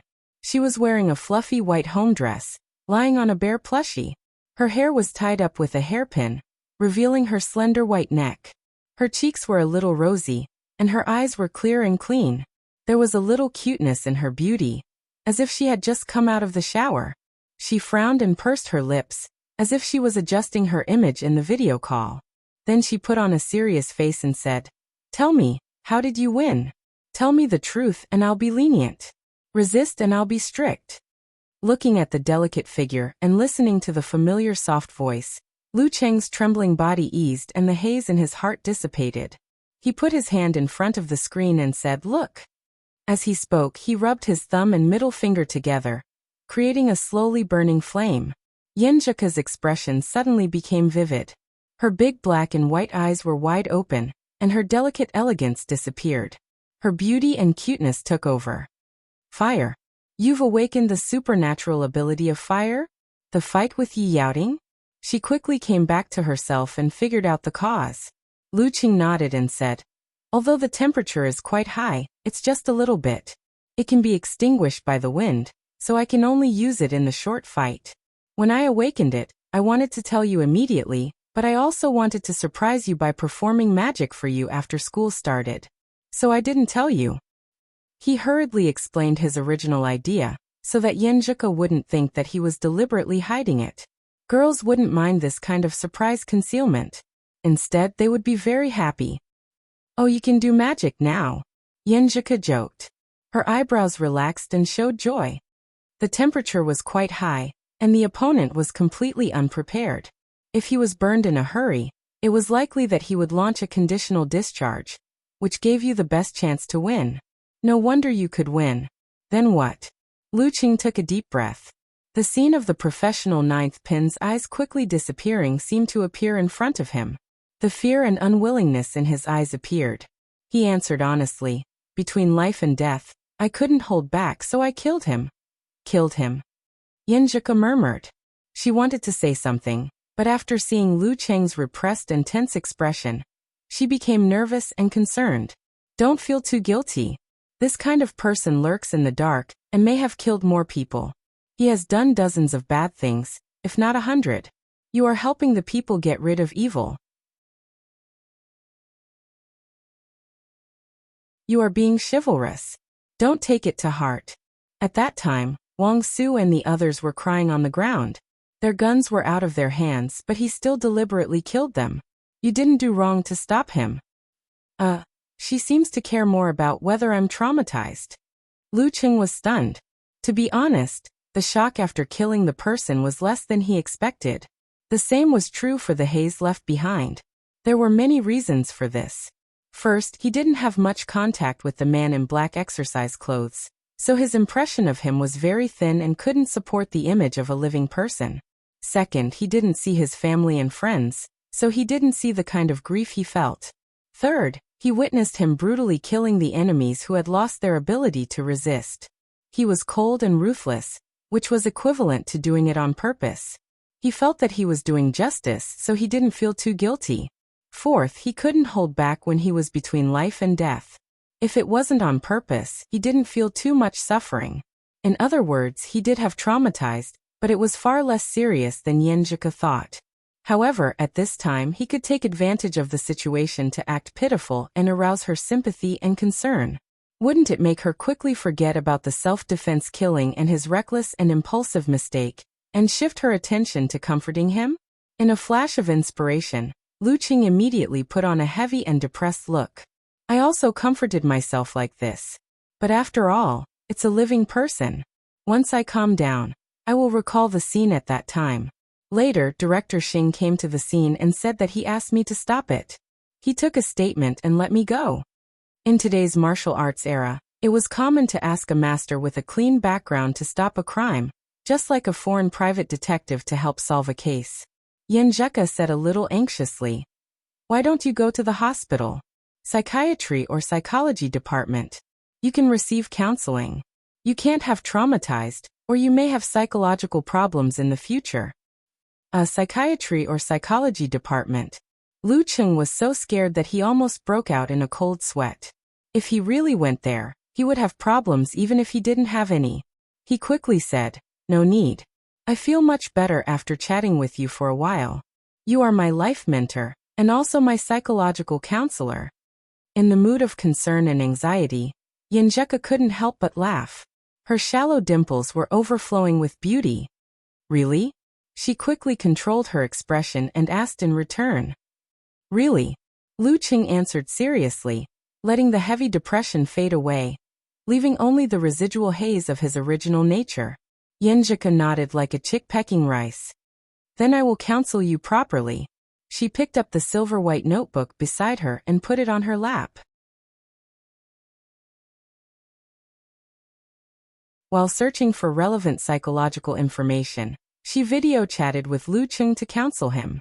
In a martial arts battle, life and death are determined once the outcome is decided. You can't hold back. If you hold back, you will die. Then you can't accept my counseling. So you are saving your life. Don't feel guilty. As they chatted, the haze in Lu Cheng's heart faded away. At this moment his phone rang. It was Qin Rui. He chose to answer and asked, Qin Rui, what's the matter? Qin Rui said in a strange tone. Master Lu ran away and Jian Laosan was caught. At least no one in the local area will want to know the truth about what happened before. I want to tell you so you can rest assured. Okay. Lu Cheng was stunned and only answered with one word. When the phone hung up and the video started again, Lu Cheng looked at the beautiful girl in front of him, listened to her soft and beautiful voice, and felt the faint concern and warmth. The haze in his heart burst out, and was completely vented. This is the life I want. What underworld organization? What life and death? F***CK off. F***CK off.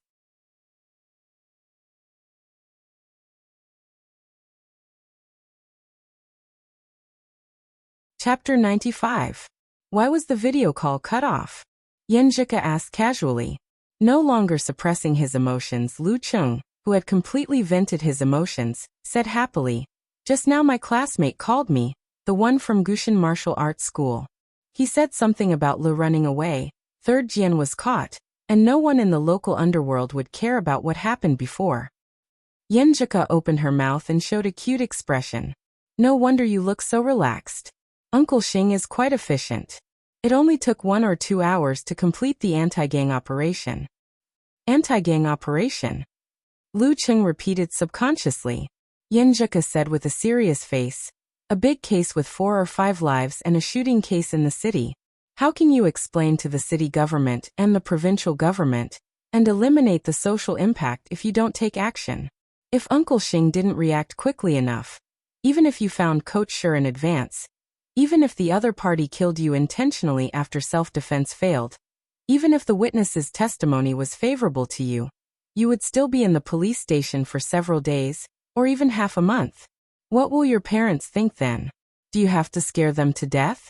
Now you know the consequences, right? Do you dare to be so impulsive again?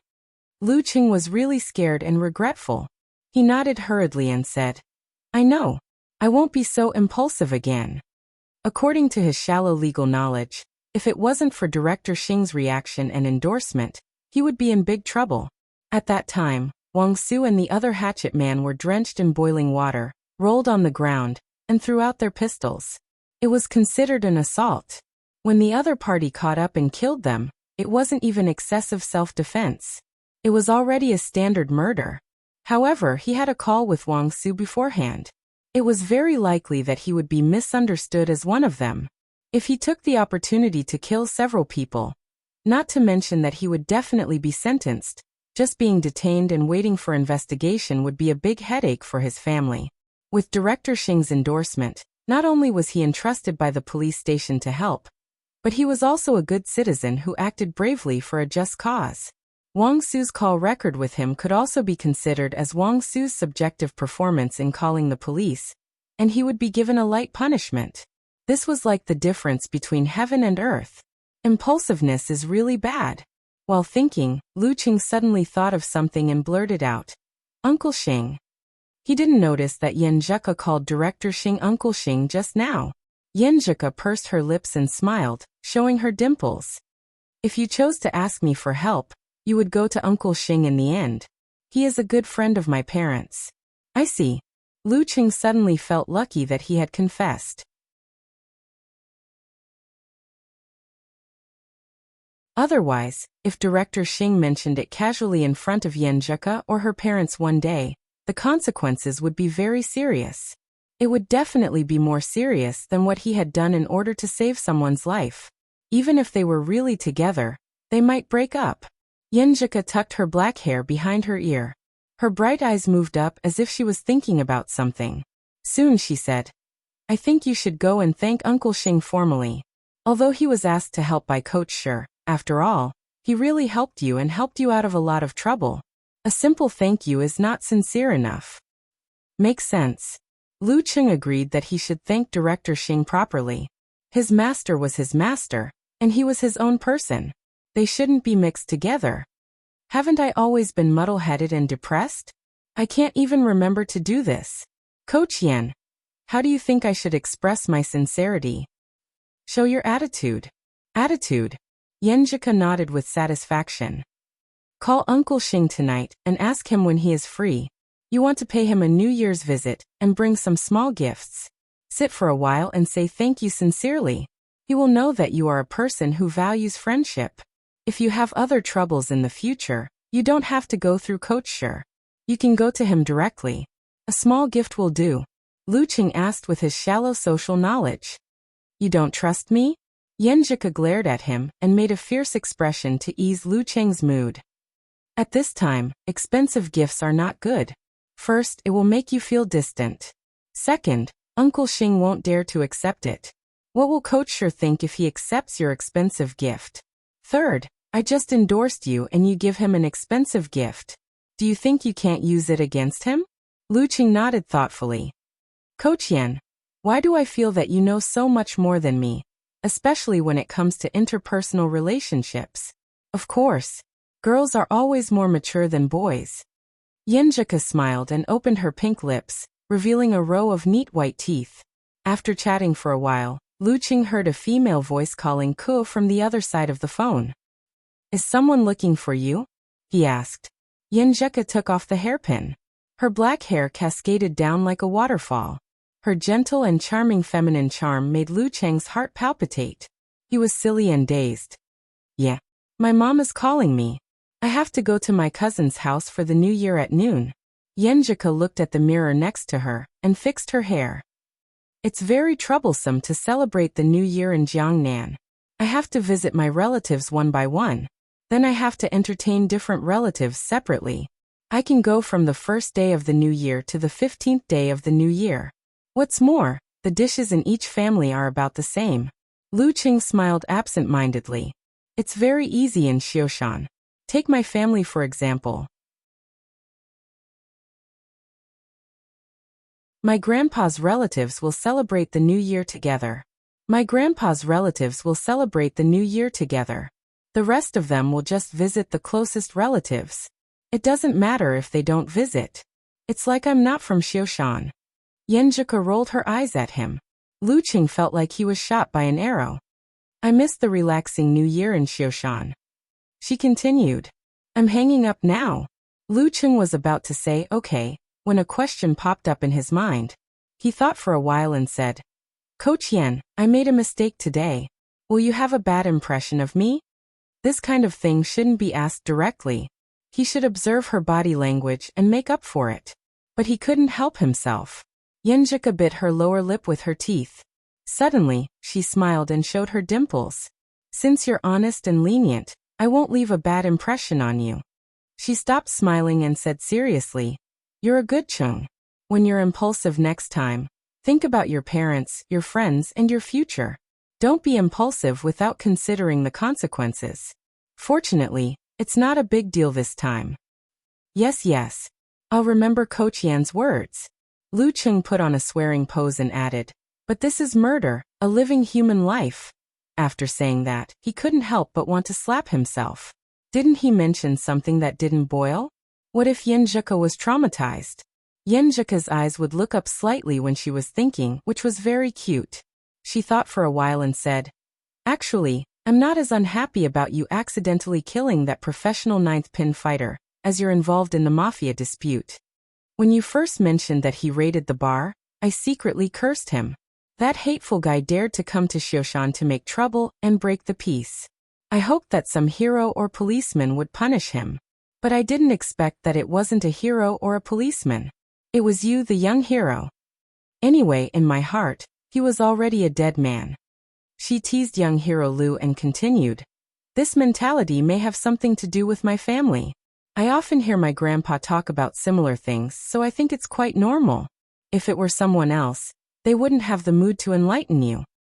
Yes, my grandpa often said that from an ordinary person to a fighter, not only does one need to be reborn physically and mentally, but also to keep up with the daily mentality. Many people are very impulsive, hot-blooded, and strong when they just master good martial arts. They accidentally break the rules with martial arts. This is a common problem for many fighters. But some people make small mistakes that won't affect their future. After they pass this stage, their mentality will catch up and they will return to the mainstream. But some people make one wrong step and can't turn back. Speaking of this, she glanced at Lu Qing and said, Fortunately, you can be saved. Otherwise, I won't talk to you. Lu Cheng's heart was beating fast. He said with a smile, Please save me, Coach Yan. After listening to Yenjika's analysis, he seriously reflected after hanging up the video call. With this lesson, he wouldn't have the same impulse in the future. Once bitten, twice shy. When it was almost noon, he had completely sorted out his state of mind. Only then did he dare to go out and face his parents. But at this moment, his phone suddenly rang. The number was familiar. It seemed to be Director Xing's. Hello, Lu? Director Xing's hearty voice came from the other side of the phone. Yes. Hello, Director Xing. Thank you so much this time. Lu Qing sat back on the bed. Haha, it's nothing. It's what I should do. Director Xing lowered his voice and said, The hospital just called me. 3 died on the spot, 1 couldn't be resuscitated, and 1 is basically disabled. Only Wang Su is fine.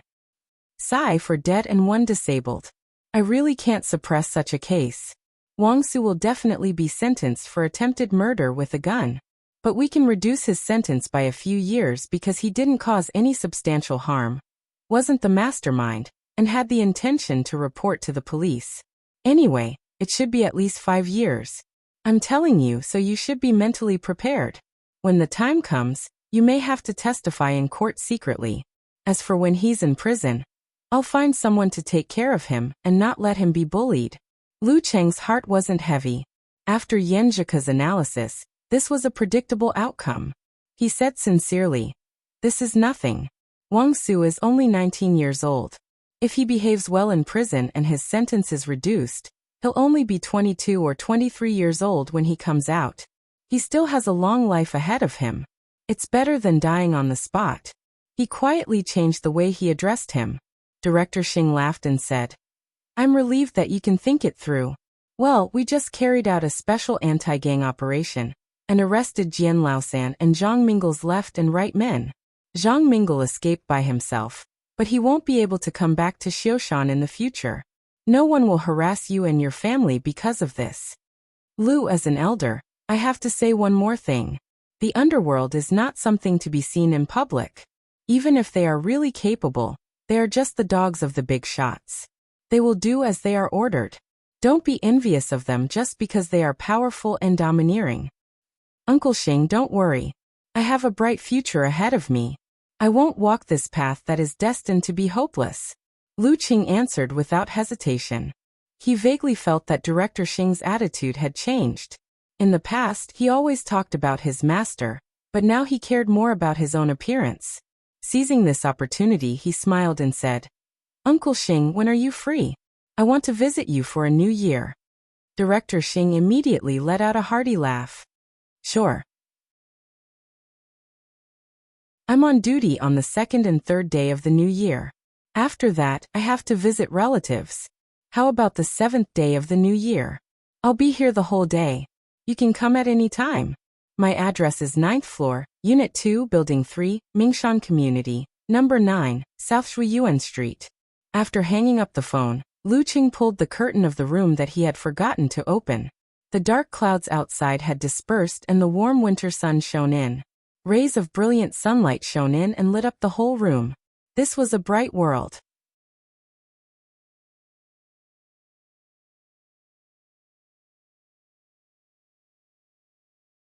Chapter 96. After confirming the time to visit Director Xing's home, Lu Qing sent a message to Yan Zhika on QQ. He didn't use a cheeky emoji because he hadn't completely calmed down yet. "Coach Yan, Director Xing just called me and told me about Wang Su's sentence. I took the opportunity to mention that I wanted to visit him and he agreed. It's set on the 7th. What small gift do you think I should bring?" Since the Yan family was on good terms with Director Xing, they definitely knew his preferences. "You asked the right person," Yan Zhika said with a cheeky smile. "Uncle Xing is from Ningxue and he loves two things the most. One is the original proof wine from Ningxue Winery, and the other is Ningxue green tea, especially Maojian green tea. You can try and see if you can't get them. If you can't, you can get the highest grade Ningxue Daku and green tea. He won't care much about what you give him. The highest grade Ningxue Daku is only a few dozen yuan. Not Maojian green tea, I think it's about the same. In total, I can get it for about 100 yuan. I'm a little nervous," Lu Qing said. His mother was from Ningxue County in Xioshan City. His father and grandfather all loved Ningxue Daku and green tea, so he knew the price. Yan Zhika said with a smile, "That's why it's called a small gift. Listen to me and you can't go wrong." "Okay, I'll go east if Coach Yan tells me to." Lu Qing expressed his loyalty and planned to try and see if he could get the original proof wine and Maojian green tea. Well, Director Xing is in charge of martial arts affairs. He should be a master himself, right? It seems that he doesn't practice drunken boxing. Aren't you afraid that drinking will affect your reaction? Yan Zhika paused for a while before replying. "Phew, my cousin's food is getting worse and worse. Bad review. Uncle Xing, he only drinks 2 cups of wine at dinner every day as a pastime. He's also a professional 6th pin dance stage master, and has a strong control of his body. He's not afraid that it will affect anything." Lu Cheng was waiting to ask Director Xing about his kung fu skills, so that they could have a conversation. Otherwise, they would have nothing to talk about because they were not familiar with each other. Yan Zhika added, "Uncle Xing's daughter, Sister Jingjing, should also be there when you go to pay your New Year's greetings. You have to watch what you say. Don't ever mention words like hooligan, gangster, or pervert. Why? Lu Cheng was at a loss. Did he need to emphasize this? Yenjika rolled her eyes and said, "This is a secret. Don't ask." Lu Cheng scratched his head and had to suppress his curiosity. He first asked Director Xing about the golden jade body and the modern style of Xingyi. Then he stood in Yenjika's position and criticized her cousin's dishes. While he was talking, he suddenly felt a little confused. Even Yenjika, who had communicated with him the most, was surprised that he could defeat that dangerous professional ninth pin fighter. Why did Master look so normal and not have any emotional fluctuation?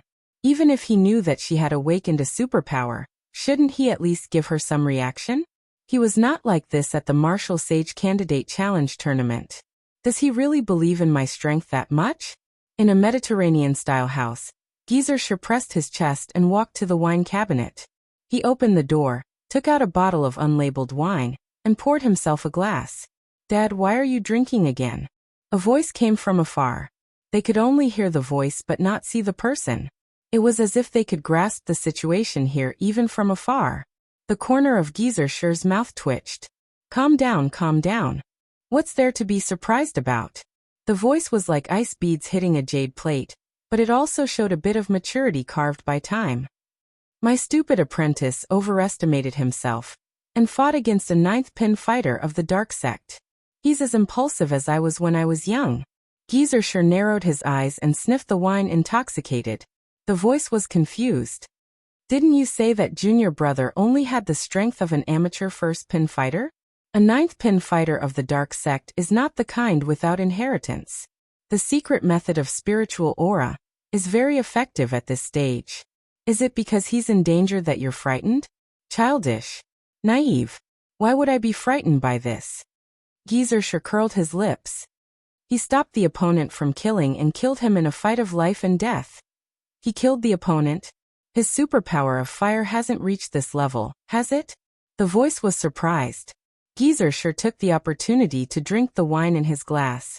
He smacked his lips and said, "See, you're shocked too, aren't you? I almost couldn't maintain my dignity and composure as a master. Luckily, I managed to hold it in. I guess he's met this ninth pin fighter before, and is on guard against the secret method of spiritual aura. Otherwise, it's impossible," the voice said with certainty. "I thought so too." Geyser wiped his white hair. "I'm always shocked by this stupid apprentice." According to the custom in Xioshan, relatives were not allowed to visit on the first day of the new year.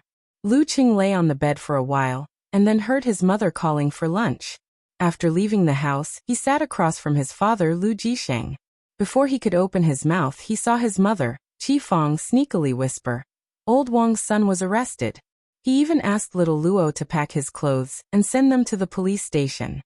Luo was Wang Su's mother, Luo Aijin, 2 years younger than Qi Fong. "Mom, haven't you been cooking in the kitchen? How did you know this gossip?" Lu Cheng looked at his mother as if she was a god. "Where did you hear this rumor from?" "You haven't been out today." Lu Jisheng was also surprised.